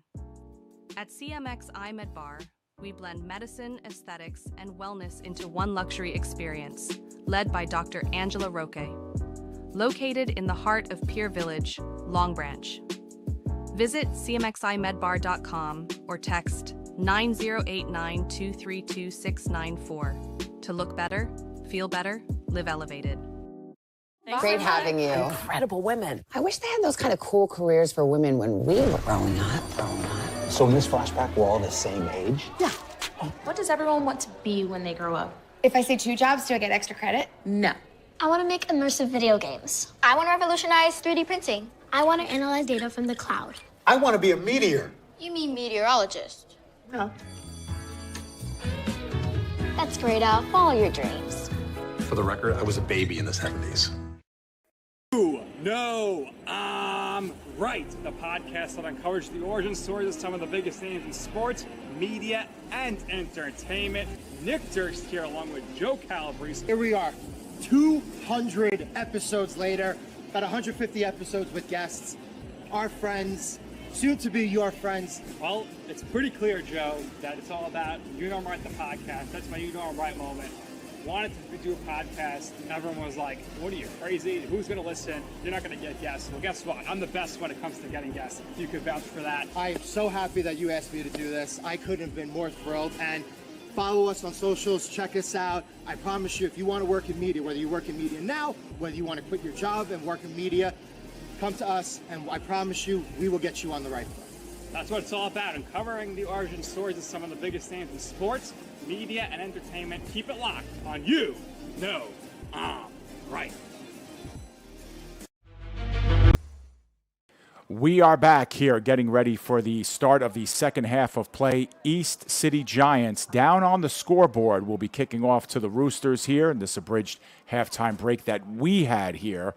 And plenty of things to talk about for both teams at halftime, Joe, and they have to start with the corrections right now.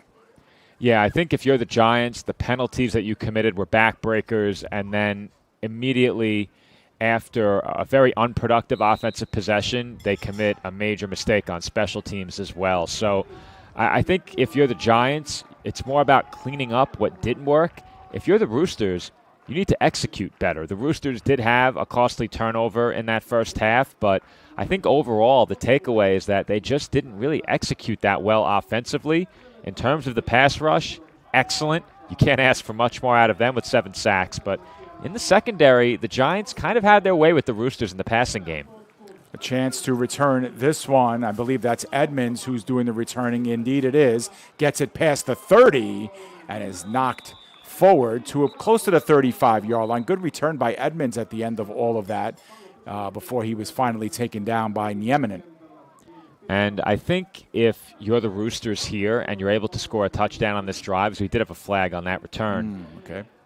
I don't know if the Giants are going to have any chance to climb out of a 2-touchdown hole for the simple fact that they haven't blocked in the passing game for most of this one. Yeah. I think the 2 consecutive scoring drives are made that much more impressive by the fact that Norman Douglas Jr. had to get the ball out immediately on just about every throw.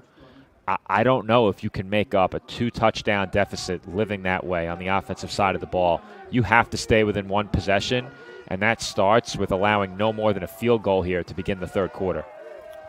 Turns out to be a pretty huge penalty for the Roosters because it backs them up to their own 12-yard line. And this one is thrown on a line via the slant, first down and a little bit more, as Edmonds, who had the nice kickoff return, follows up with a big gain of about 18 yards on first down, and now the Roosters are at their own 30. And how's that for a drive starter? The big holding penalty backs you up, no matter, a bigger completion over the middle, and just like that, the Roosters are outside of their own red zone and close to the 30. Yep, at the 29 officially there, so a gain of 17 on the play. The Roosters started out the game pretty heavy on the run. Came out here first play with the pass. They go trips on the top of your screen, but they give us to Pyöräinen underneath, and he runs it right up the gut for a gain of 5+. It'll be a 2nd and 5 coming up. And you said it during the first half, Dave. It's been hit or miss on the ground for the Roosters much of this game, but when they've hit on the early downs, that's been a really good setup for them on the rest of those drives. And I think it's important for them to try and avoid playing from behind the sticks, avoid 3rd and long. And I think that's when this offense really functions at its best. 2nd down and manageable here. Or Janssen once again the give underneath to Pyöräinen. He finds a little bit of a hole, tries to weave through it, but only gets about 2 on the play. It'll set up a 3rd and short. Looks like 3rd and 3 coming up. Oh, maybe less, 3rd and 1.5. Yeah, we've seen it a lot, the Roosters going against the conventional wisdom. We've seen them in passing situations on 3rd down and 4th down. They've run it. It's now 3rd and short. I think they're probably going to pass it. Yeah, you think? I was going to say. Quick screen. I can just see it. Giants look like they're coming in, and they are on a heavy run blitz, and the very patient running of Lassi Pyöräinen turns that into a 1st down. He needed 1. He got 3 on the play. They will move the sticks. And this is what I was expecting on 4th and 3 earlier, a run between the tackles, and the Giants showed the pressure. It looked like the Giants dropped back initially. They did not think they were going to run it, Dave. Yeah, well, I was going to say maybe they thought the same as you, that everybody's expecting run here. This is probably going to be a pass. But the Roosters on the good 17-yard play to start this drive have gone to Pyöräinen 3 straight plays. And do they go again? No. And now the throw, and it's almost intercepted and undercut nicely by the defensive back, Bernard, who already has an interception. But definitely with positioning was Takapa on the sideline if that's thrown more towards the sideline. Well, when I ask the question, how did this possibly happen, I'm not sure if it's a great play by the defensive back or a horrid throw by the quarterback. It's a bad throw. It's a bad throw. Is it both? Because I can't fathom how that was nearly intercepted. They had the entire defense sold on the play fake. Yeah, Wario was actually the one who almost came down with it. Now on the other side, our Janssen misses. That's good coverage, however, on Edmonds. No chance on that one. 3rd and 10.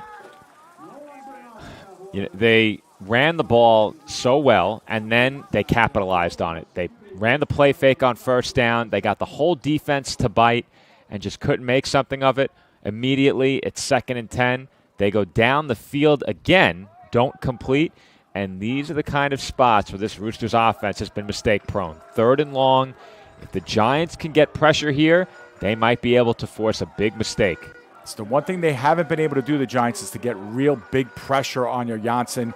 Now they're creeping up, and they are going to send numbers. Or Janssen with a good pocket going downfield, no man's land.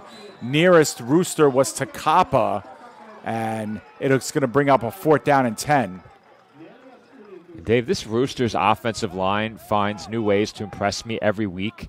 The Giants sent 6 on this play, and sure look did. at that pocketer Janssen had. Yeah.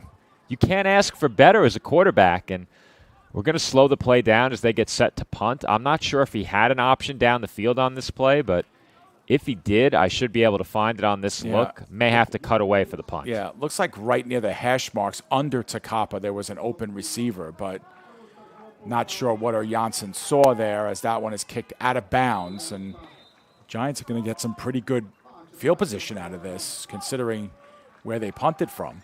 Yeah, it took a really bad bounce for Helsinki, and East City is going to benefit from it.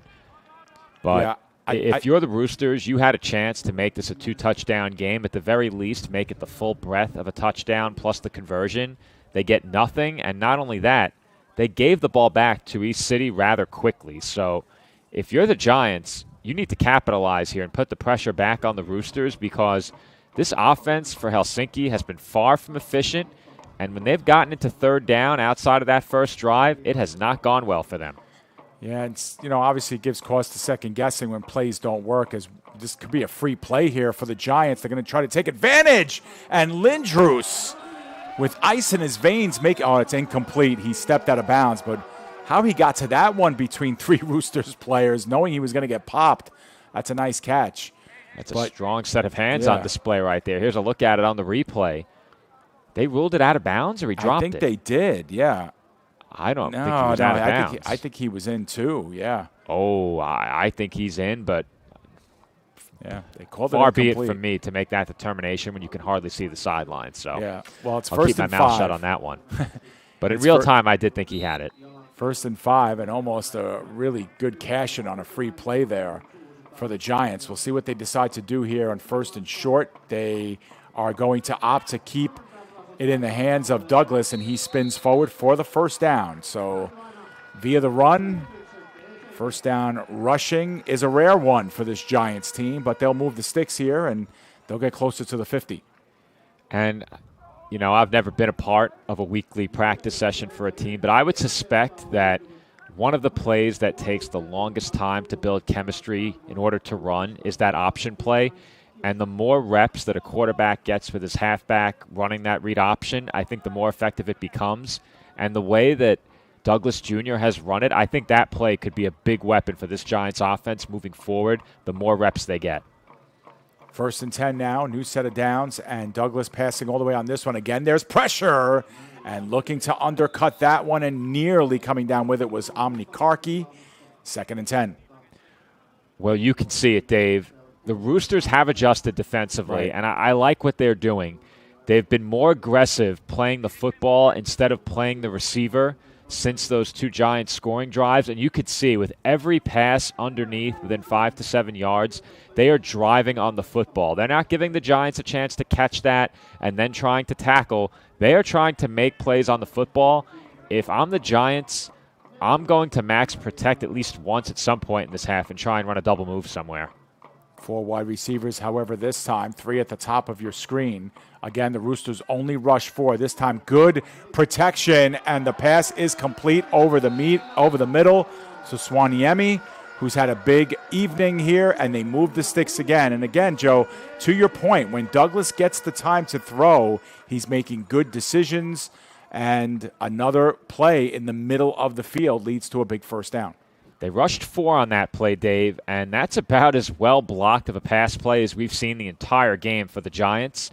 And if you can force Helsinki to send that 5th rusher, it makes it much harder to drive on the football in the secondary with one extra body on the line of scrimmage rather than in pass coverage. Ball spotted just inside the 35-yard line. It is Brock in motion, but the give is underneath to Lagora. Lagora takes a tackler with him forward for a gain of about 7 yards.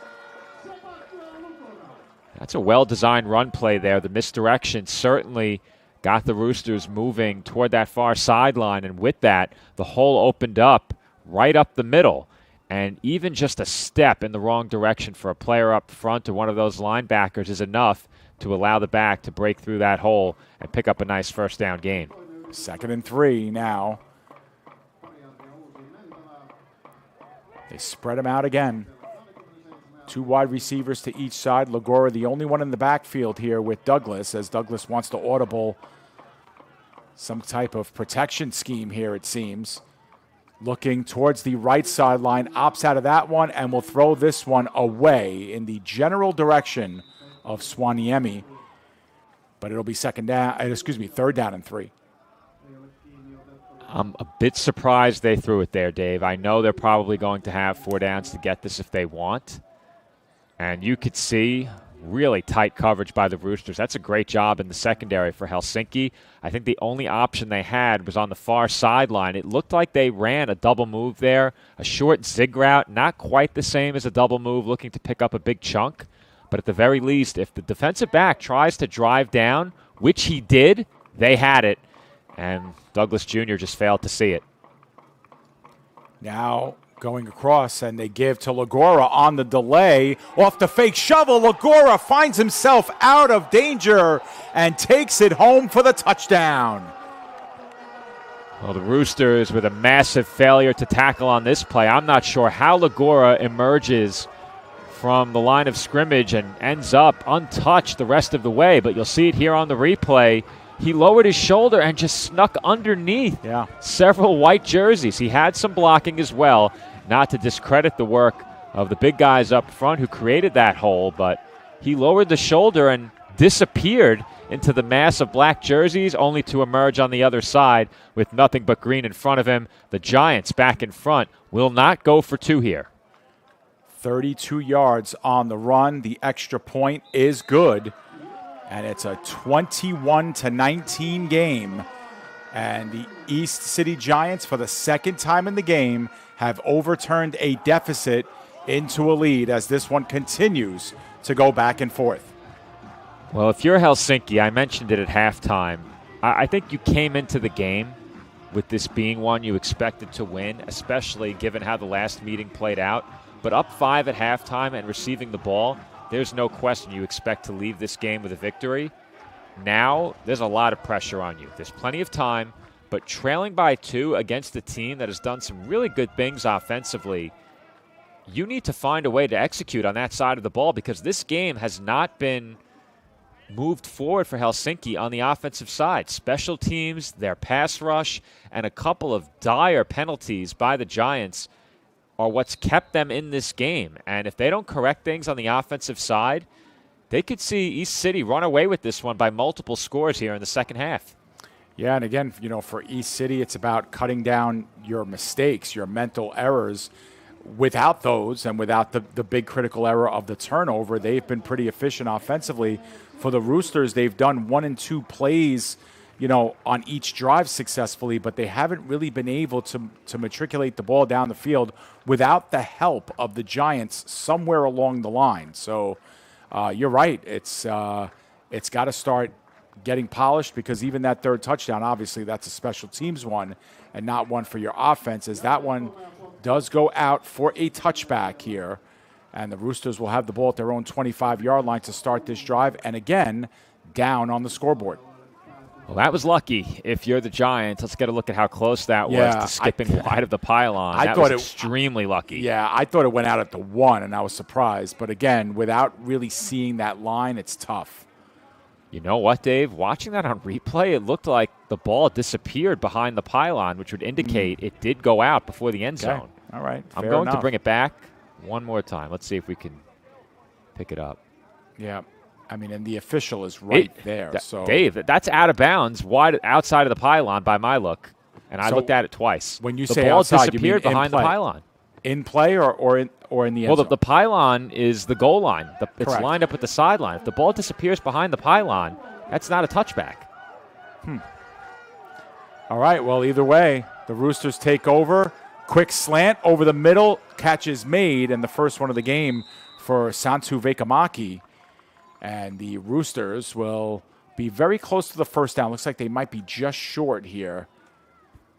And they're yet to spot the ball here. I'm wondering, was there a flag down on this play? I don't think so. It'll be second down and very short.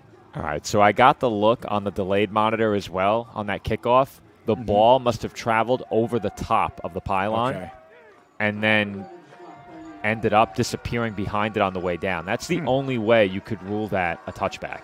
Second down and 1. The Roosters want a big shot here, and they get one to Edmonds right in the middle of the field, taken down by Halama. But the Roosters on 2 plays have gotten 2 big plays down the field. Edmonds for about 30 on that one, and they set up at the Giants' 35. And that's the kind of execution you're looking for offensively if you're Helsinki, and it all started up front. 3-man rush, and nobody got anywhere near Janssen. He had all day to deliver a strike. Edmonds has been a big target here for Janssen in this one. The ball is spotted just outside the 35. Janssen, good protection, right sideline towards the pylon, and that one through the hands of Kivisari. First target for him in this one, and that was a pretty good ball by Janssen, and Kivisari kind of saw it go right through his fingertips. Yeah, I'm trying to get a look here at the rush. They sent 5 on that one. Maybe it was 4. It's really tough to make out how many black jerseys are on the line there, but it's almost as if the Roosters have said, enough is enough. We're throwing downfield, and we're going to challenge the secondary. It was a 4-man rush on the play. I just confirmed that as well. They give underneath to Pyörainen, and he gets toppled and cut down at the knees. Good open field tackle by Sarajärvi. A loss of 1 on the play. It will be a 3rd down and 11 coming up. Well, you're right around that spot on the field again where maybe you kick, maybe you go, should it come down to a 4th down play. We've seen the Roosters kick from similar spots. I'd say they're probably too far. Yeah. So I think it's 4-down territory for Helsinki here. And when you have 2 plays to get this, the way they've called this game, anything is on the table. From here would be about a 54-yard field goal, so they need yards here. 3rd and 11. Immediate throw, and that one through the hands once again of Ruotalainen, and he was not able to come down with that one. And it'll be a 4th down and 11, and we believe that the Roosters will go for this one. But they're going to need a big play here on 4th down. Well, we talk about execution. The drive begins with 2 well-executed plays, and then after that, you take a deep shot. It was there.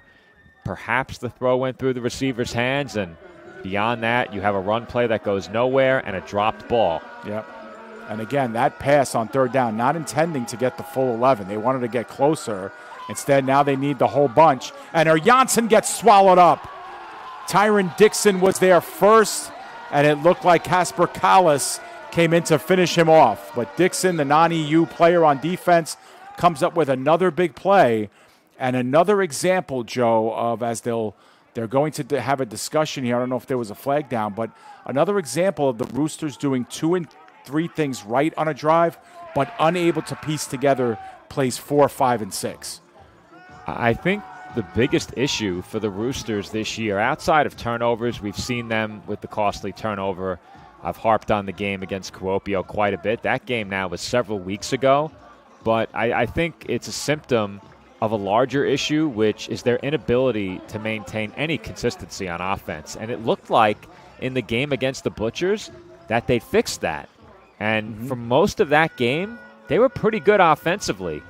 But we look at what the Butchers' defense has done this year, and it has not been good up until that win against Seinäjoki. So I don't know how much weight that carries, that performance. And in this game, the Giants' defense now, you see them moving the ball up. There was an unsportsmanlike conduct penalty following that play against the Roosters. So the Giants are way up the field now, and all of a sudden, they have a chance to go up 2 scores. Exactly. And that, expounded by the dead ball foul at the end of that play.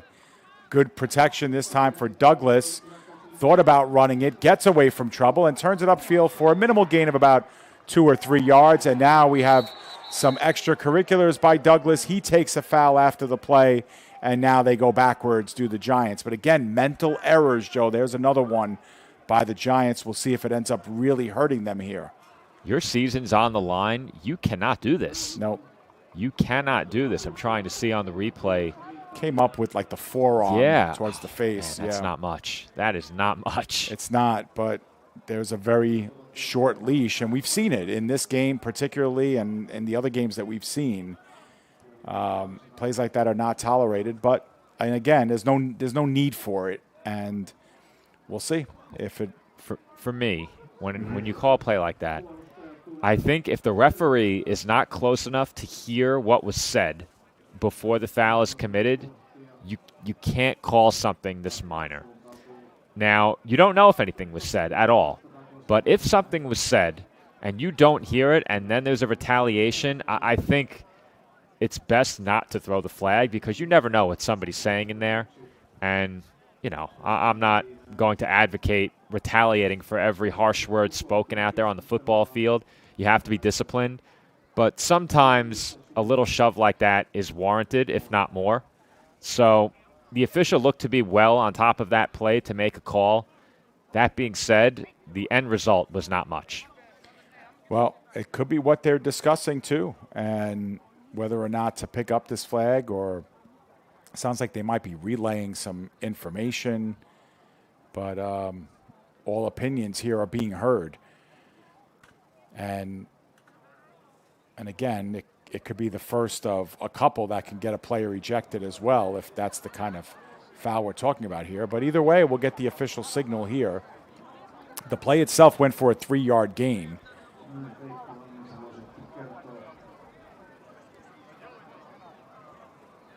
More discussion here on perhaps where the spot of the ball will be after all of this. Yeah, I think an announcement just came over the stadium speakers, and there was an unsportsmanlike conduct. They just signaled 2 of them against the Giants. Yeah, unless they signaled it twice. But here's the official signal. Dead ball foul, personal foul. Dead ball foul, personal foul. So I believe there were 2 personal fouls called against the Giants, and it'll be 2nd down. And if they're both enforced, they're going back 30 yards. I don't think they can enforce 2. I don't know. They're going back 30 yards. Oh, my goodness. Yeah. What a disaster. Yeah, truly. And you said it before, Joe. I mean, and again, it's a weaker foul if the first one was for the elbow. But you're playing for your future. You have to go 3-0 in your next 3 games. You've put these 2 tough losses that you had against the Saints and Steelers in the rear view with that win last week over the Royals. And that's a drive killer here unless you're able to do something really special here. I have no idea where the first down marker is, but I think this is about considering they got 3 yards on that last play, it would have been a 2nd and 7, 2nd and 37 coming up. Pass in the flat. Nice job of making a couple of men miss by Lindroos, but he pulls forward for a gain of about 7. So now you do the math, it's 3rd down and 30 coming up.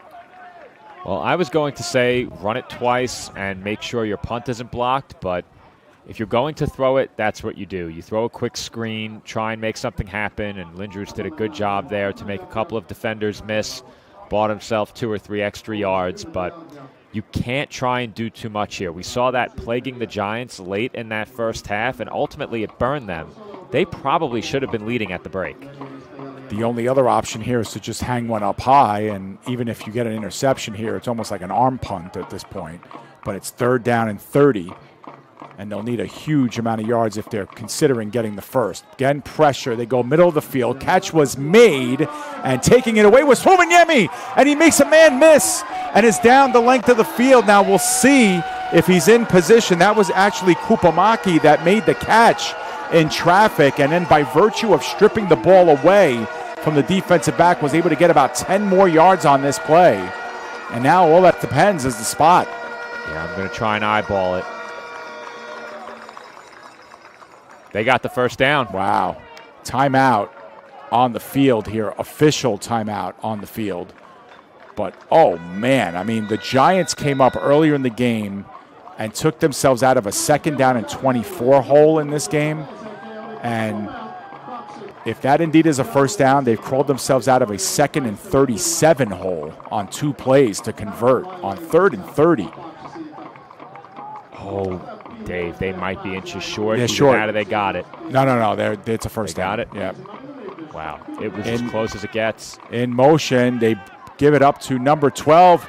He's around the horn, and that got punched out at the very end by Zachary Wright, but out of bounds. But a big play again on the run by the Giants, and now they're in business. And you could see the Roosters here on their heels. Did they get enough for the first down, or was the ball punched out before? No, they got plenty. I think they got about 20 yards on that play. The ball spotted at the 13, so they got about 22 yards on that run. Maybe a little less, 17, I think. They were at the 30. So how about this? The ball is spotted at the 13-yard line. The Giants 2 plays ago had a 3rd down and 30 from their own 35-yard line.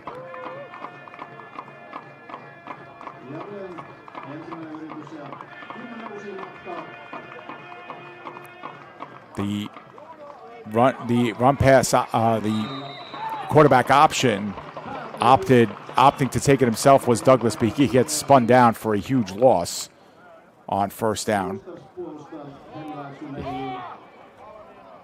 Things going so well, and to have a play like this is just a buzzkill for an offense. I mean, this never had a chance, and I think the Roosters just said, forget it. We're selling out here. Right. We're doing everything we can to make sure that they either need to attempt a field goal or have a very, very long 4th down attempt to probably score a touchdown with where the first down is marked. It's a loss of 6 on the play, so 2nd down and 16.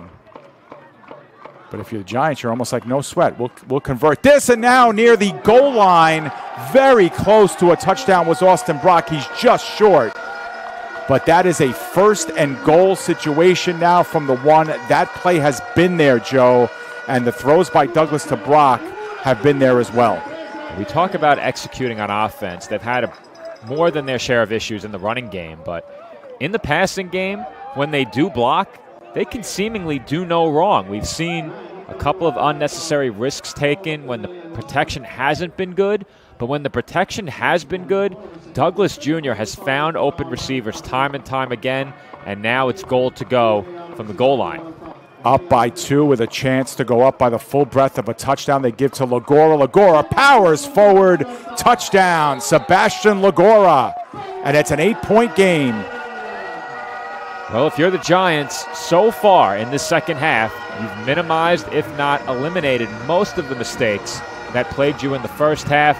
The 2 personal fouls being the big ones that stand out. They overcome it with the huge play on 3rd and 30. And after a disastrous play on first down, no matter, they complete to the goal line. And on 1st and goal, they hand off to Legora for the easy touchdown. This PAT makes it a 2-score game. Right, it's a huge one. Nieminen is perfect so far today, and he drills that one. And he's 4 for 4 in that department. It's 28-19, and as Joe mentioned, it is a 2-score game. And the Roosters have been in this situation before, but the Giants, teaming now with some confidence and with full momentum, have a 9-point lead after being down by 5 at half. Well, you said it, Dave. Familiar territory for the Roosters, but by my count, the Giants have handed them 14 points in this game. They handed them 7 on the block. Well, 6 actually. They handed them 6 after they missed the PAT, following the blocked punt that was recovered for a touchdown. And then it was going to be 4th and long, but a pass interference penalty down the field gave the Roosters a new set of downs and ultimately a touchdown that led to 7 points. So if the Giants do not commit a massive mistake on special teams or on defense, they have to believe they can do enough to win this game. Now, you're up 2 scores, and the Roosters' offense for much of this game has been dormant. Yeah, and, dormant's a good word for it, especially in pockets here, because offensively they've been, again, able to get 1 and 2 plays a drive that make them look pretty potent, but then plays 4, 5, and 6 seem to fall on their face a little bit. And they just haven't been able to stay polished, but it's been an inconsistent team this season, and it's looking inconsistent here in this second half. Dropped by Edmonds here. He gets it back, turned towards the middle of the field, lost his footing, but at least was able to clear the 20. And the Roosters, with work to do, and the third quarter winding down, are down by 9 points. Well, if you're Helsinki, you need to come away with points on this drive. You cannot give the ball back to a red-hot Giants offense trailing by 9, because if they score a touchdown, they could make it a 16-point game. If I'm East City, I'm trying to make it 17 and put this game away. So the Roosters need to at least come away with 3 here, and then you're just a touchdown away. Your defense has done some good things in this game, but your offense needs to step up right here. The Roosters go back to the run game. It's Pyörainen off tackle, right side, first down, and more. Past the 40, the 50 before he's roped out of bounds on the short push near the 50-yard line stripe. I think he got just north of that. Another good run here for Pyörainen, who, again, a lot of feast and famine in this one, but that's his 3rd rush of 20-plus on the evening. Well, we talk about all the good work this Roosters offensive line does in pass blocking. They did a great job setting the edge on that play. The receivers setting blocks down the field as well. Everyone doing their part on that big run. At the Roosters' 49-yard line, the pass is complete. Another first down and more to a wide-open Veikkamäki, who's able to turn it upfield and get 5 or 6 more on the play. And now, well deep in Giants territory, they will have it 1st and 10 at the Giants' 34-yard line. And this looks awfully familiar, Dave. This is much like how the last drive started. 2 big plays. You're in Giants territory. It's time to finish a drive if you're the Roosters. 17-yard gain on that play. I think we're done through 3 quarters, Joe. And if the comeback is going to happen, it's going to happen in the final 12 of this game. We are through 3. And the Giants with a 28-19 lead after trailing by 5 at the break. Well, if you're the Giants, you played an excellent third quarter. You did just about everything that you needed to. to get back in front in this game, and I think they took the best of what they did in the first half and replicated that here in the second half without nearly as many mistakes. Now, the 2 personal fouls, those are unacceptable. However, you made the big play on 3rd and 30 to somehow overcome both of those. So I think at the very least, those are not going to be the mistakes that really haunt you if the Roosters do come back in this game. And I think if you're the Giants and you play a fourth quarter, anything like your third quarter, you're going to win this game with ease. If you're the Roosters, this drive is going about as well as any, and it's only 2 plays old. We saw this on their previous drive as well. They need to finish this possession. They have great field position and plenty of time. If they get a touchdown, the pressure is still on East City to execute offensively. Nothing set in stone yet in terms of the result in this game. But if the Roosters don't score here, their backs are firmly up against the wall. And once again, the race for the playoff spot, that number 4 spot, wide open once again. Well, Joe, logic would tell you that the way this game is progressing, it's the Giants' game to lose, but we have seen some wild fourth quarters this season, and we might want to buckle up for another one here as Pyöräinen moves forward, gets about 4 yards on this first down carry, and there'll be a second down and 5 or 6 coming up here. And the Roosters are looking to work a little bit quicker, and this is how they kind of started the game here. No real huddling, taking their time at the line of scrimmage. Do they ever really slow it down? Nah, not really. I mean, this is a little bit, though, upper tempo. They look right side where there was only one wide receiver, and that's a nice ball that's put on Edmonds right over the fingertips of the linebacker playing in that loose zone. And just like that, Joe, another play, and they're just on the eve of the 10 here. This ball spotted at the 11.5-yard line. When Janssen released that, my first thought was, oh no. Interception, right? Yeah, that's exactly what I was thinking. He threaded the needle over the underneath coverage and put it right in the breadbasket for his receiver. Just enough touch. Again, looking in Edmonds' direction, and that one is too elevated as Edmonds was working one-on-one against Bernat. And it'll be second down and 10 from the 11.5. Not a bad idea, but not a good throw this time. Edmonds had the one-on-one coverage. They looked to throw what to me looks to be a back pylon fade route. Certainly not a back shoulder throw. He's leading him up the field toward that back pylon, and just a bit too much on that one. So second down and 10 from the 11-yard line. The Roosters bunch it up a little bit more here. We've seen in this closer Janssen take the ball himself at times here on keepers. It's about the only time he does a lot of design runs here for himself, or when they give him the ball. Instead, he's going back to pass wide open. Lessi Pyöräinen, and he walks it in. And the Roosters get a little bit closer. Well, Dave, coming into the quarter, I talked about critical mistakes that you can make and the different varieties of those that we saw from the Giants during the first half. Well, a blown coverage like this certainly makes that list. And Pyöräinen could not have been more open. No. I would presume that his man would have been the safety, but I don't think he was accounted for at all on that play. They just let him walk into the end zone all by himself. Easy pitch and catch, and the Roosters are right back within a field goal with a chance to make this a 2-point game. Yeah, we were critical about the Roosters, not stringing enough positive plays together. Strike that now. That was a perfect drive. Every single play really building on top of the other. That's a really good drive, a really great response. And the Roosters are down to within 2 again. It's 28-26. And gearing up here for what could be another wild fourth quarter, but it's a new game again. Looking at this play slowed down, I cannot identify any defender on the field who should have been tracking Pyöräinen except the safety. You're going to see it in a moment, Dave. It's man coverage. Every other receiver is accounted for. Pyöräinen all alone, and the only defender who's by himself anywhere on the field is the safety. And I'm not sure what he's looking for. He almost was playing help over the top. It's as if they ran a cover one without a man on the running back. Yeah, and unless they were just expecting Pyöräinen to stay in and chip for Janssen and not come out of the backfield, because I think that could be his first reception of the game coming out of the backfield for Pyöräinen. But either way, they make it hurt. And It leads to a 7-point score with the extra point. They're down by 2 again.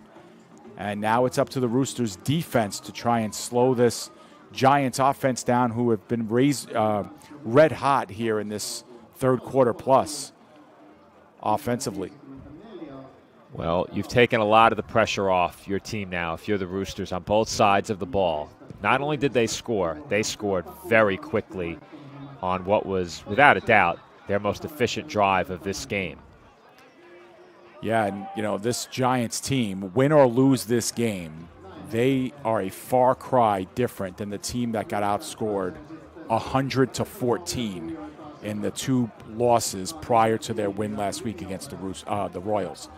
They lost 45-7 to the Saints, and then they followed that with a 55-7 loss against the Steelers. I mean, talk about 2 one-sided affairs, probably the 2 most one-sided affairs in the entire league this year on back-to-back weeks, while they struggled to fill the void of Kahari Lane. But what a bounce-back win last week. Another 28 on the board here, and still almost a full quarter left to play. The fake shovel, and taking it himself, was Douglas. Douglas in big trouble and has his leg twisted up. Another big loss on first down. He's got to throw this away, Dave. He can throw this. He's got to throw it away here. Once he gets moving to his right, nothing there. It's clear nothing's there. They gave a very similar look earlier with the misdirection. As he's scrambling to his right, he just has to throw the ball away. And he almost fumbled it. He almost did, and that's going to go down for a loss of 5 on the play. And again, it doesn't count as a sack because I think they're going to count that as a rush and a tackle for a loss. But if it was counted as a sack, that would have been the 8th one of the game for the Roosters. They had 7 in the first half. But the Giants really haven't blinked on these plays, as that play is whistled dead before the pass even happened. It was tipped at the line of scrimmage. And they got off early. It'll be a 2nd and 20 coming up. Well, here we go. The mistakes beginning to pile up just a bit for the Giants now. We saw one on the defensive side of the ball with the blown coverage, and now on the offensive side of the ball, they get moving just a bit too early. And if you're the Roosters now, you are sensing an opportunity to make a huge play down around the goal line, or at the very least get the ball back in great field position. Twice in this game, the Giants have had a 2nd and 24. They've had a 2nd and 37 in this game. Both times, those drives have been continued because of plays on 2nd and 3rd down on these drives. Let's see what the Giants have up their sleeve. Let's see what defense the Roosters employ. They are playing pretty much press coverage at the top of your screen. Douglas looks the other way. He's under pressure and gets put down, gets that one off. We'll see, was he in the grasp first? If it's an incomplete, it'll be 3rd and 20. If it's in the grasp, it's going to be about a 3rd and 25-ish, but I think they're going to count that as an incomplete pass. Well, that's not the decision I would have made. He's very lucky, Dave, because I think he was wrapped up long before he gets rid of this football. We're going to see it here on replay. This is slowed down. So I'd say he's fully in the grasp. Yeah, here for sure. Yeah, I think that's in the grasp. But there was a receiver in the area, so if he's throwing toward that receiver, I think it is right to let that go. So I think it's a good call. I think he did have a back there underneath. But nevertheless, it's 3rd and 20, and we have a whistle here. And if this is it's a flag down in the Roosters' second delay of game. So it doesn't matter, Joe. He'll go back 5 yards no matter what, and this one is turning disastrous. Remember what happened the last time the Giants punted a football? It ended up 6 the other way for the Roosters. And with the first down marker at the 35, this ball is marked at the 7. So 28 yards to go here on 3rd down.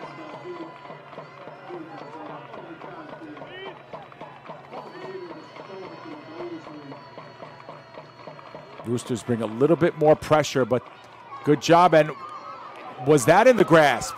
Either way, that pass went backwards. We need an official decision here.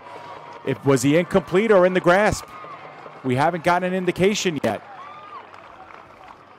I think that's a safety, Joe. The way the Roosters... I would think, based on the reaction, it was a safety, but We'll find out in a moment. We'll wait to put the points on the board. But the Roosters are leaving the field, so I think this is a safety. Yeah, I think they're We're getting tied. the kick return back. Yeah, go figure this one out. Wow. And this is a play, Joe, where Douglas has to get rid of the football. Again, if he's going to get called for intentional grounding, it's going to be a safety anyway. You just got to heave-ho near a sideline somewhere. But, yeah. Waiting for the signal. I forgot to clip the replay, but watching it back, I'm going to rewind the secondary monitor and get a second look at it. I think he was in the grasp. I think I that agree. was a safety. I mean, personally, I thought he was in the grasp the prior play as well. Mm-hmm. I'm about to get there. Man, so you figure you're down by 9. It's going to be really, really tough for this game to be tied at any point, unless, again, the Giants go I up. think that's a fumble out of the back of the end zone, Dave. Yeah, it could be. And that, because he's trying to throw it, but he never even got a chance to make a true throwing motion. The pass he got never went spun forward. around as his arm started to begin what may have been a throwing motion, and the ball just came out backwards. And it came out backwards. Yeah, I was going to say, did that travel forward and then bounce backwards, or was that totally backwards? But either way, it's a safety. And, yeah, in a 9-point game, 28-19, you don't think that, in a handful of plays later, the score is going to be tied. But that's exactly where we are. The Roosters, with a touchdown and a safety, have tied this game up at 28 points apiece. Unbelievable. We promised a crazy fourth quarter. We're getting it. And we think we still got half of it left at least. That ball still spinning around, finally picked up by Rutanen, and he cuts it up the field and does a nice job getting over the 35-yard line to about the 38. And that's where the Roosters will take over with the ball and are now tied on the scoreboard. And the Giants had a real opportunity here to put the Roosters in what I would call very poor starting field position for a safety kick. If they make this tackle, they start inside the 30. That's not great for a safety kick. And the missed tackle allows them to take it out closer to the 40 at around the 37-yard line. So decent enough starting field position off the safety kick, and improbably a chance for Helsinki to take the lead. And probably coming off their best offensive drive of the game if you take away that second drive of the first quarter. Or Janssen back to pass. Plenty of time. Middle of the field. The pass is caught by Pyöräinen for about 6 or 7 yards on the play. We'll call it 7, second down and 3. Well, earlier in the game, when the Roosters had a big fourth down, the Giants got what I believe to this point is their only sack of the game. You get a look at the pocket on that replay, or Janssen could have stood there for 10 seconds plus. They need to generate a pass rush somehow. Well, they bring in the extra man there on the run blitz at least. Pyöräinen goes forward for 1. So he needed 3. He got 1. It'll be 3rd down and 2 coming up. Big third down here for this Giants defense. And I think for me, the question is whether or not this is 4-down territory. I ask it all the time. Would they go for it? They're at about the 45. I don't know if they could, which makes this a huge play. I would not at this point if they get held for no gain. But they will run it to Pyöräinen up the middle. It's a moot point because he slashes through the middle of that A-gap for a good 10 yards before he's cut down at the knees. But they're in Giants territory again and driving. Well, I like that they kept it between the tackles this time. This Roosters team just excels at blocking up front, both in the pass game and in the running game. We saw them set the edge nicely on the drive starter 2 possessions ago. That time a gaping hole up the middle for Pyöräinen and an easy first down.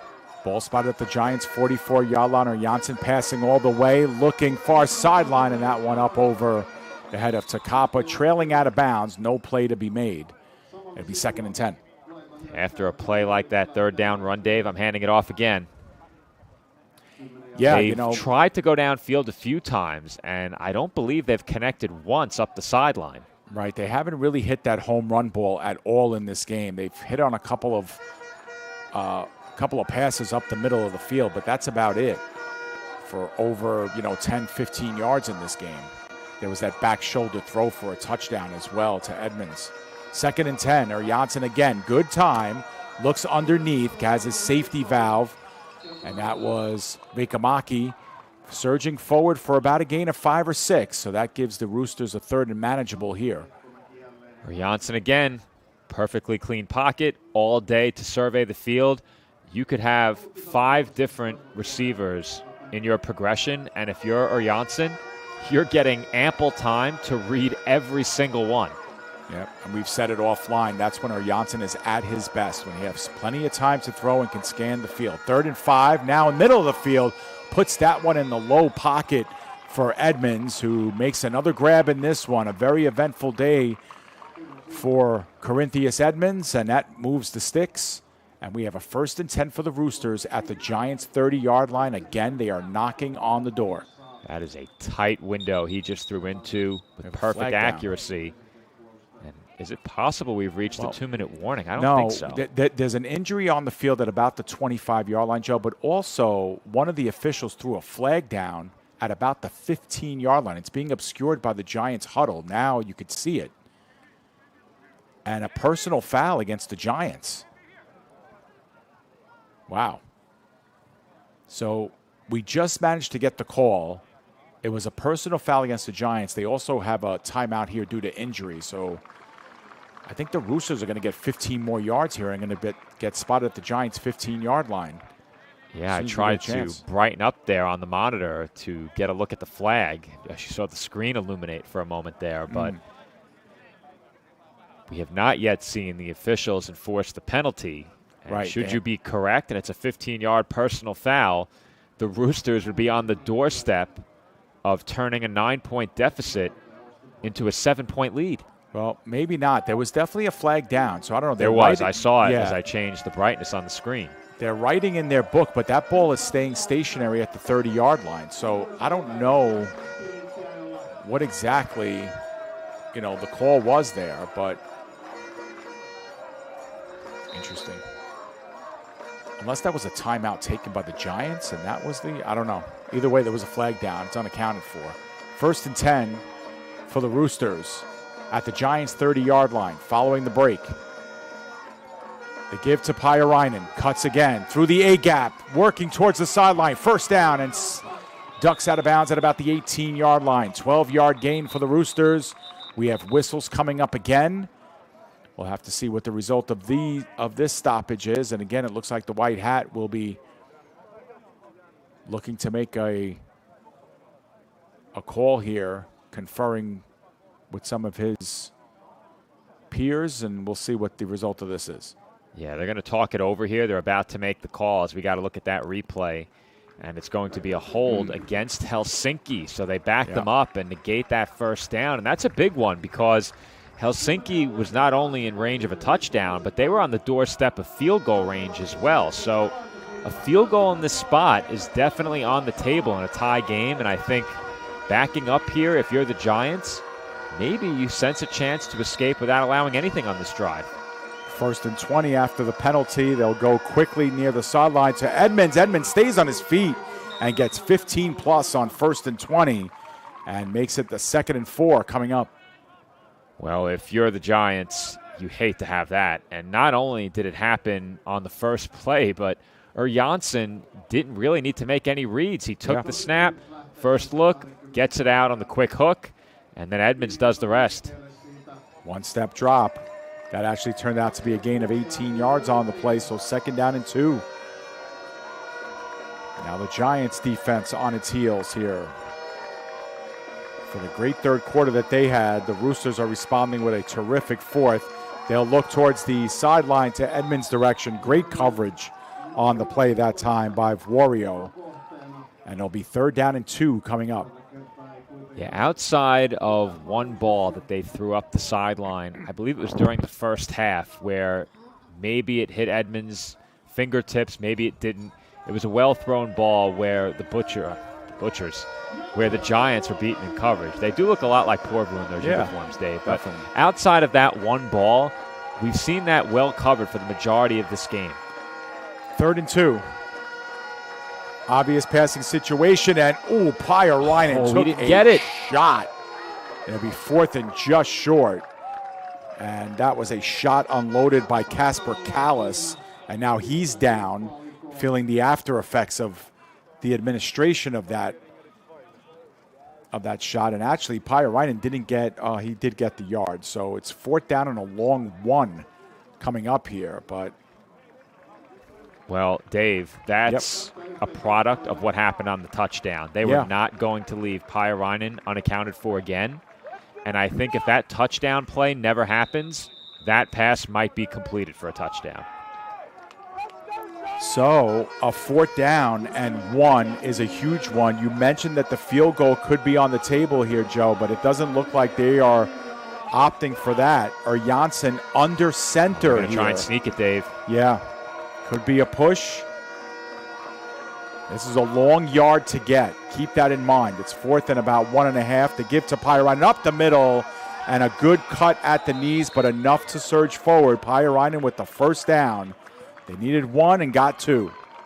Yeah, I think it was too long to sneak it. You mentioned it was a long 1, and I like the play call there. Give it to your bell cow, the back that's made things go offensively. He's set up a lot of these scoring drives with quality running. The offensive line needs to be trusted the way they've played, and a good job there by Helsinki to execute on 4th down.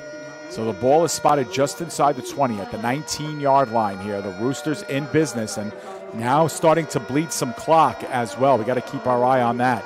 Janssen back to pass. Middle of the field open, but unable to make the catch in the middle of the field. Vaahteraliigs might have had that go off of his fingertips in a play, Joe, that we would agree needs to be made. We'll see if this is more on Janssen or Vaahteraliigs, but he got behind the defense on this play. And that was exactly what I was about to say, Dave. Is this on the quarterback or the receiver? It was a team effort. It was a team effort. He got his hands on it on the dive, but Janssen has to be more accurate with that football. Yeah, a little too much on that ball, but if Vaahteraliigs lays out, that could be 6 points right there. Janssen back to pass. Plenty of time. Trying to put people in motion. Back of the end zone. Vaahteraliigs makes it count. Tiptoes at the back of the end zone. The Roosters now with 15 points in the 4th quarter. Lead by 6 with a chance to go up by more.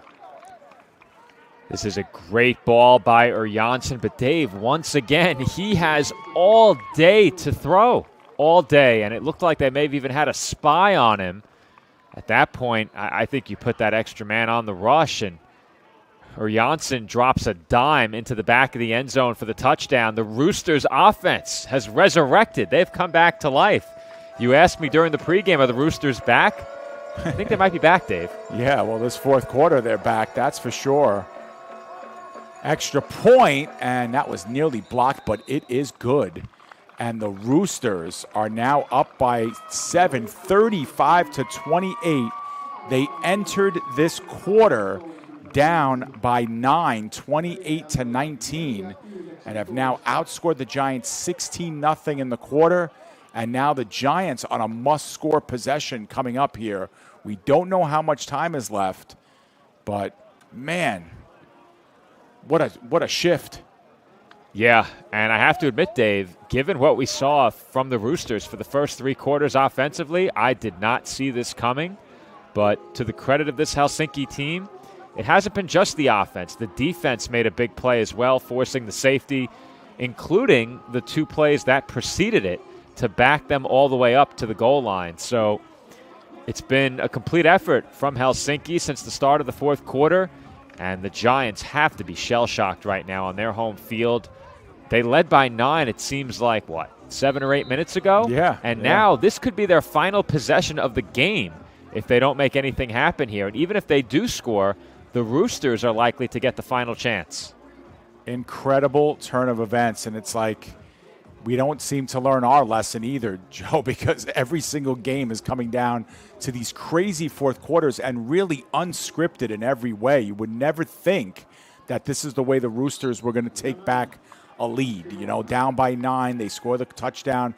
They get an inexplicable safety where the Giants go backwards, 3 straight plays, and then the Roosters get the ball back, and, they get a holding penalty. It's 1st and 20. Now you think, oh, boy, they're in no man's land and, 4th down. What are they going to do? And they just, just one unscripted play out of another. And we just continue to have these wild finishes. And it's not over yet. I mean, the Giants, with what they have done, you cannot be discounted here. down by 7. Let's see if they have some magic left in them. And a penalty. Yeah, I think if you're the Giants, you probably get away from a handoff of any kind, essentially, in this game, unless you're down around the goal line. It's a 5-yard false start against East City here, but the Roosters are, for the most part, selling out the line of scrimmage. They are not going to allow the Giants to run the football. So in that case, I think if you're East City, you can probably dedicate a back to pass protection and try and do what you did during that stretch of scoring drives. Extra blocker, get the ball out quickly, and march up the field. Throw, middle of the field. Catch is made by Lindroos, and he takes it for more after the catch as well. That's a play that's been there as well. Coming in unabated to the quarterback was Topola. Douglas had to get rid of that ball quickly, and he did, and the Giants with their first positive play in a long time. Helsinki had a free rusher off the edge as well. Yeah, and that was Topola. Yeah, Douglas Jr. paid him no mind and delivered a perfect ball down the field. Yeah, prior to that big play, they had the penalty. There was the sack and the safety. There was a delay of game penalty. The big loss on the quarterback option. That was a positive play they needed badly. Closing in on the 50-yard line. The ball spotted at the Giants' 47. Good protection this time for Douglas. Works it towards the sideline. First down, not a first down. They get it inside Roosters territory. Second catch of the game for Hompe. And he got about 5 yards on the play. Well, I think we've probably seen the last of the Giants handing the ball off. I don't like to make bold declarations like that, saying a team isn't going to run again. But I just don't think you can take the chance. I like the extra protection instead and allow Douglas Jr. the chance to win you this game. I think that's been your most effective plan of attack on offense. And maybe you sneak a run in closer to the end zone, but I think the rest of this one, they work through the air. It'll be second down and a long 5, short 6. A little bit of audible here where we have a timeout. And is this taken by the Giants here? Yeah. Delay of game, I thought. Oh, delay of game. Yeah. Didn't see the flag down, but I saw the motion right there. So back them up. It's now 2nd and 11 after the 5-yard penalty, and we're back on the Giants side of the field. But the penalties have started to add up here for the Giants as well. That's their second delay call on consecutive drives. As good as the third quarter was for this Giants team, the fourth quarter has been that bad and arguably worse. Yeah. Pressure again. They work sideline. A chance, and a catch is made in traffic by Swonyemi. Took a shot, is paying the price, but stayed with the ball. And wow, as he had an evening to remember. We just hope he can get up here and finish this one out. I sure know how to jinx a team, don't I, Dave? Yeah. You talk about how bad the quarter has been, and then a play like this? Yeah. I mean, that is an incredible throw by Douglas Jr., and you could argue an even better catch. Yeah, beautiful catch. And knowing that you're going to take a hit, too. I mean, that's a sort of play where you know the safety's coming in to help, and you know you're going to take a shot. Swonyemi will have to get a play or two off here, but what a play on 2nd and 11. Now from the 26-yard line, they will run the football here. And with some room and a lot of space, number 12 going out inside the 10-yard line. 1st and goal, Giants. Well, they get a bit closer to the end zone, Dave, and what do? They reintroduce the ground game. And the unrostered number 12, at least on our roster document, has made his presence felt, that's for sure. Here's one more look at that last run to set up 1st and goal. Well blocked by the Giants. That's a great cut to the outside. Make another man miss in the secondary and take it out of bounds at around the 7. The Giants are in business now. And a timeout was called. 2-minute warning. Yep. 2-minute warning. All right, so I got my stopwatch out, Joe, so I'm going to try and keep it unofficial. I was pretty close in the first half, and we'll see if we can get it close here. But you can't ask for any more if you're a Giants fan here. You're down by 7. You've been perfect on your extra points. You don't want to project yet, but you have 9 yards to get a touchdown here. You have 2 minutes. You have plenty of time, obviously. And a chance to tie the game, or even, dare I say it, Joe, if they score a touchdown, do they go for 2 on their home field and try and win the game, potentially win the game? I wouldn't. I would not either. Yeah, but I think there is a good chance they do. Yeah. Yeah, I just don't. I would not, because I just want to play for the tie and hope my defense can get a stop, For me, Dave, it depends on when you score. And I still wouldn't do it. Yeah. But if they score right away, I'm almost inclined to say I could understand why they would if they want to put the pressure on the Roosters. Conceivably, they can get the ball back. But I would not be playing to get the ball back. I think the overtime rules are also very suited to not playing for the win. Well, they got to try and tie it first, and they need a touchdown to do that here on 1st and goal from the 9. Here we go. 2 minutes remaining. Clock is in, and it's the misdirection. And is it enough to get in the end zone? Touchdown. So it only takes 9 seconds to get to within 1 on 1 play. That fooled us all, but Douglas, on his first rushing touchdown of the evening, has brought the Giants to within 1, 35-34. Our wild fourth quarter continues. And Dave, I thought when that drive had gotten some momentum and we were a couple of plays in, that they would get away from the run until they got down around the end zone.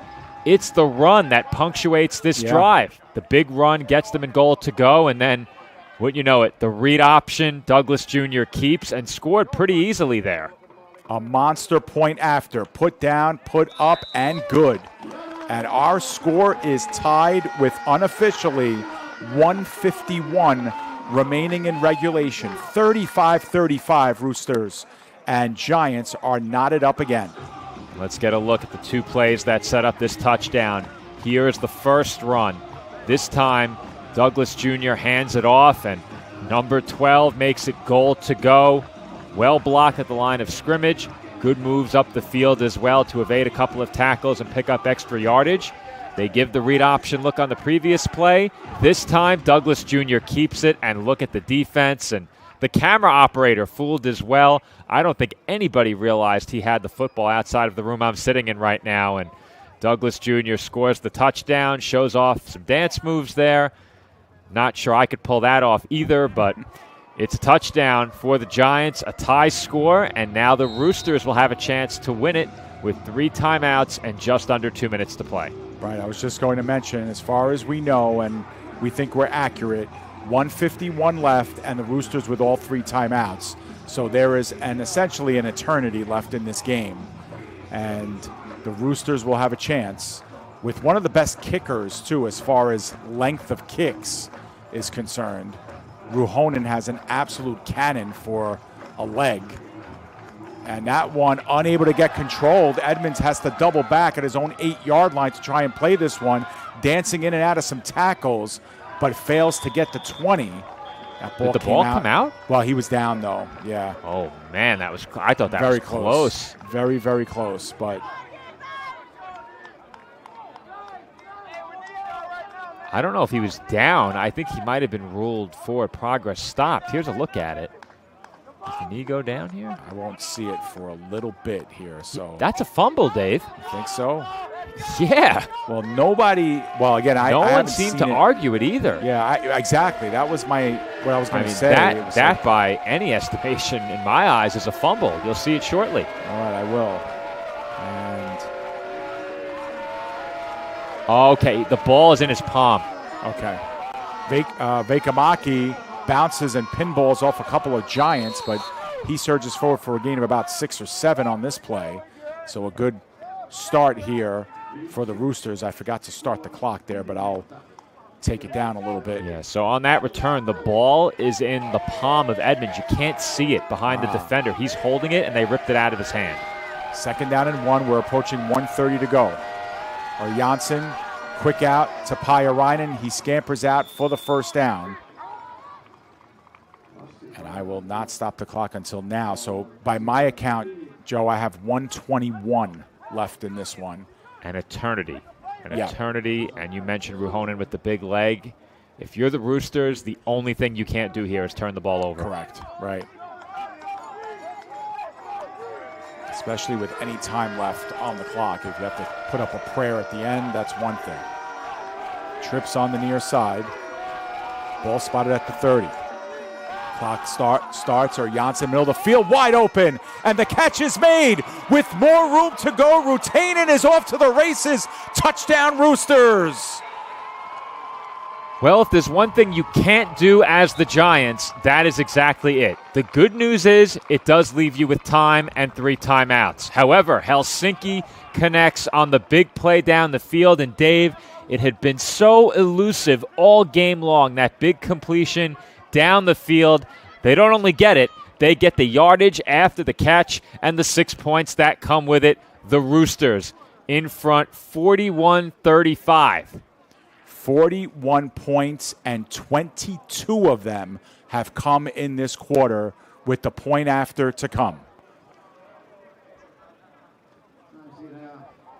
And after this long and lengthy break here, not sure why, as we haven't gotten any indication. The touchdown counts unless there was something that happened after the play. But the Roosters, it looks like they're going for two, Dave. They are going for 2. Or Janssen is still in the game. Pyöräinen is in the game. And this, to me, is a little bit dubious of a call. Understanding how good the Giants have been on point after attempts, I don't really understand this too much. But let's see if they know something we don't. Or Janssen, back to pass. Again, plenty of time. The dump out to Pyöräinen. He was wide open, and they go up by 8. 43-35, Roosters ahead. One word for that, Dave. Inexplicable. Right, they lost sure. him again. Yeah. Unaccounted for. And I think what they were trying to do was get pressure on the quarterback, though it looks like over the middle, his man gets caught up. And the formation plays a big role, so the Roosters deserve some credit there as well. What happens on this play, you'll look over the middle of the field here. I believe the man accounting for the back is at the linebacker position to the left of the official. And then you see Pyöräinen go the other way, and the linebacker just gets caught flat-footed. Yeah, just saw it the replay as well. Yeah, I mean, that is just a poorly designed coverage and a well-designed play by the Roosters. But after what happened on the touchdown before, you need to have somebody accounting for the back. Yeah, and the linebacker just sold out and went straight for Janssen, and nobody accounted for Pyöräinen. Janssen, nice and settled, delivered a good ball to him, and the Roosters are up by 8 in a quarter in which they've scored 24 points. Incredible. They were down by 9 coming in. They're up by 8 right now with 1:09 to go in the fourth quarter. The Giants still with good time. And we'll see if Ruhonen blasts this one out of the end zone. He does. And so the Giants will have to go 75 yards in 69 seconds and will need a 2-point conversion if they are successful at getting in the end zone. And Dave, what they will need more than anything to make that happen is pass protection. Mm-hmm. And if I'm the Roosters now leading by 8, I think you're even more aggressive with the play calling defensively. You try and put this game away right now. I don't think you need to be too conservative. I don't think you need to make sure nobody gets behind you as you would normally in a spot like this. I don't know if this Giants pass protection can hold up long enough to get the ball downfield. Well, right now the Roosters are showing blitz, that's for sure. They move in with just the 4, however. They do get pressure, and that one's intercepted. In the low flat, intercepted. They asked their intercepting fellow Tapola to go out of bounds, and he does. And with 58 seconds to go, the Roosters have the ball back, I believe, inside the red zone of the Giants, and can maybe put the finishing touches on this one. What a quarter for Helsinki. They showed blitz, Dave, and they dropped out of the blitz look. And even with that deception on the play call, it didn't really matter. That's just underthrown and a great play as well to pick that off by Tapola. The Roosters, as you said, Dave, with a miraculous fourth quarter that seemingly came out of nowhere. And in the game against Porvoo, they had themselves a great fourth quarter as well. They stole that game.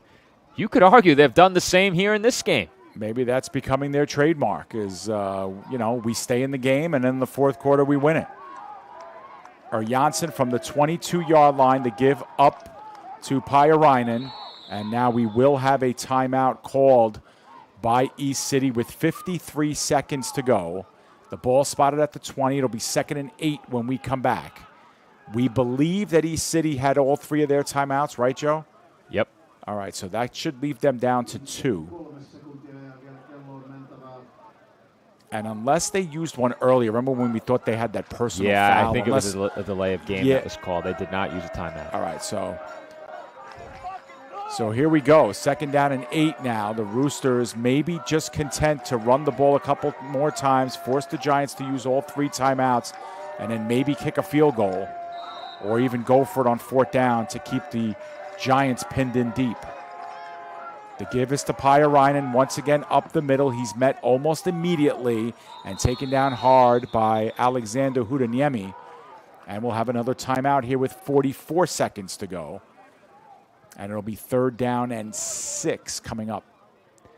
Well, if you're the Giants, you're hoping for a missed field goal, and that's the best you can hope for right now. Before that even becomes a possibility, you have to get your defense off the field here on 3rd down. So if you're East City, this is it. If they pick up this 1st down, the game is over. Right.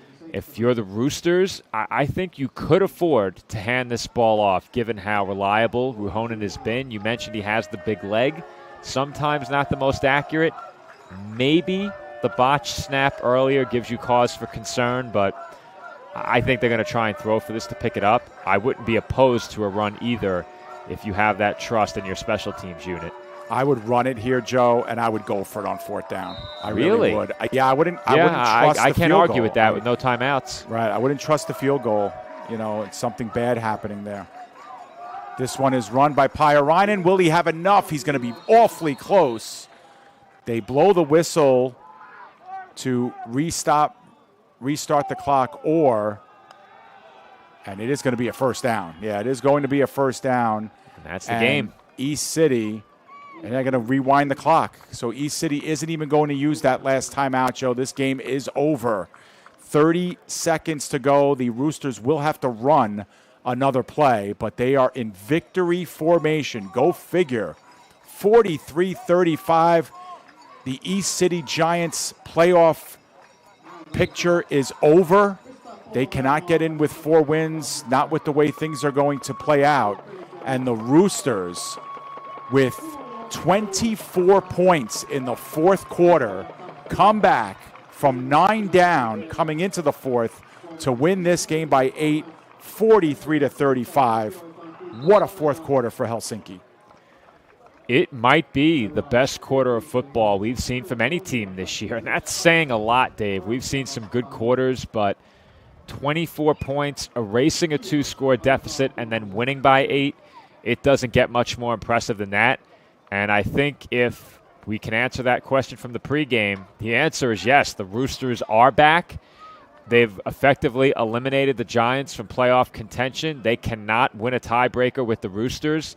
And if it became a 3-way tiebreaker, I'm still not sure the Giants could win it with 2 losses against Helsinki. So the Giants' season effectively ends with this defeat. The Roosters move on to take on the Vaasa Royals next week. And if the Roosters win that game and improve to 4 wins, I would argue they're 1 win away from the playoffs. That might be the case mathematically as well. We'd have to crunch the numbers a bit. I think the Saints would still be alive in that scenario as well. But either way, it's a huge win for the Roosters. And if they win again next week, they put themselves firmly in the driver's seat entering the final weeks of the regular season. Absolutely. It's just an amazing turnaround for this Roosters team that dropped their first 3 games of the season, including a very ugly loss to the Royals where they only scored the 6 points. You mentioned the game in the pregame against Kuopio where they left, 30 points on the field and made mistake after mistake. It looked like this team could be dead in the water, especially given who they had on their schedule, namely the Butchers. And to win that game, to come from behind and win that one, and now to do it again on the road to boot, second straight time they've been on the road to do it. Just an amazing accomplishment. And like you said, a pretty favorable schedule the rest of the way should put them primed for that fourth and final position. And who knows, maybe even a run if they can continue to string together wins like this to even move up to third or second in the standings as well. It's not beyond consideration for that as well. The Giants played extremely valiantly, Joe, but I think in the end, this very young team that avoided relegation last year is so much more improved than they were last year, but still do enough to hurt themselves week to week, where at 2-6, it's probably indicative of who they are. Yeah, I think that's a fair assessment, and I think this team also would have had a very, very different outlook if it weren't for the injury to Kahari Lane. Sure. Credit to Norman Douglas Jr. and his playmakers on offense. They really had, you could argue, they have no business being in a game like this, having just a couple of weeks under their belts as a unit. And they not only pushed the Roosters to the absolute limit, but they came very close to a win that would have put them right back in the playoff chase as well. But unfortunately, I think mathematically their season does end here in terms of their bid for a playoff spot. And I think there are bright things in the future for this team. And who knows what the quarterback situation is going to look like next year as well. That's something else that we have to keep in mind. I think you have two very capable quarterbacks on your roster right now. Not many teams can say that, but they also say if you have two quarterbacks, you have no quarterbacks. So we'll see. I think the issue they need to address is on the offensive line. There were plays that were blocked decently enough. Most of those required the back to chip, but when the Roosters sent pressure, they had a lot of problems dealing with it. Joe, I don't know if we have the graphic for next week's games, but let's take a look at that and discuss, you and I, right now, where we will be and what will be on the line for that game. All right, we'll have to locate that graphic. I know it's in here somewhere. I had it in the lineup, and we've got it right here. So let's talk it through right now and see where we're going to be next week. On Friday, the weekend slate opens with the Giants at the Butchers. With the Giants having been eliminated from playoff contention, we won't be covering that game. The Crocodiles are at the Steelers. I do believe those two teams play one another back-to-back weeks. Currently, we have the Royals at the Roosters as our game next week. And for the Royals, you could argue their season is on the line. If the Roosters win, the Royals are then 2 games back in the win column. They won't play Helsinki again. However, they do have a win against the Roosters this year. So with the Crocodiles and Steelers facing off back-to-back weeks, it looks like we're headed for the call of that matchup between the Royals and Roosters on Saturday. Okay, yeah, so I think that's why we decided that was going to be our game. It'll be the first time we actually see the Royals this season, and they have not won, I think, since that. Well, they did. They beat the Saints. They beat the Roosters for their wins, and they've always had won since a 2-0 start. Right, and that was against the Roosters.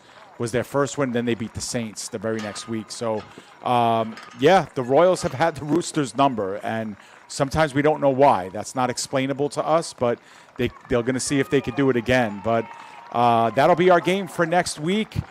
Will it top this one? I don't know. I mean, we keep saying that week to week, but yeah, really, but they keep impressing This us. is arguably the third best game we've covered in the last 3 outings for us. Yeah, how insane is that? It's been crazy. Well, maybe the fourth one, Joe. We had the Seinäjoki Porvoo game.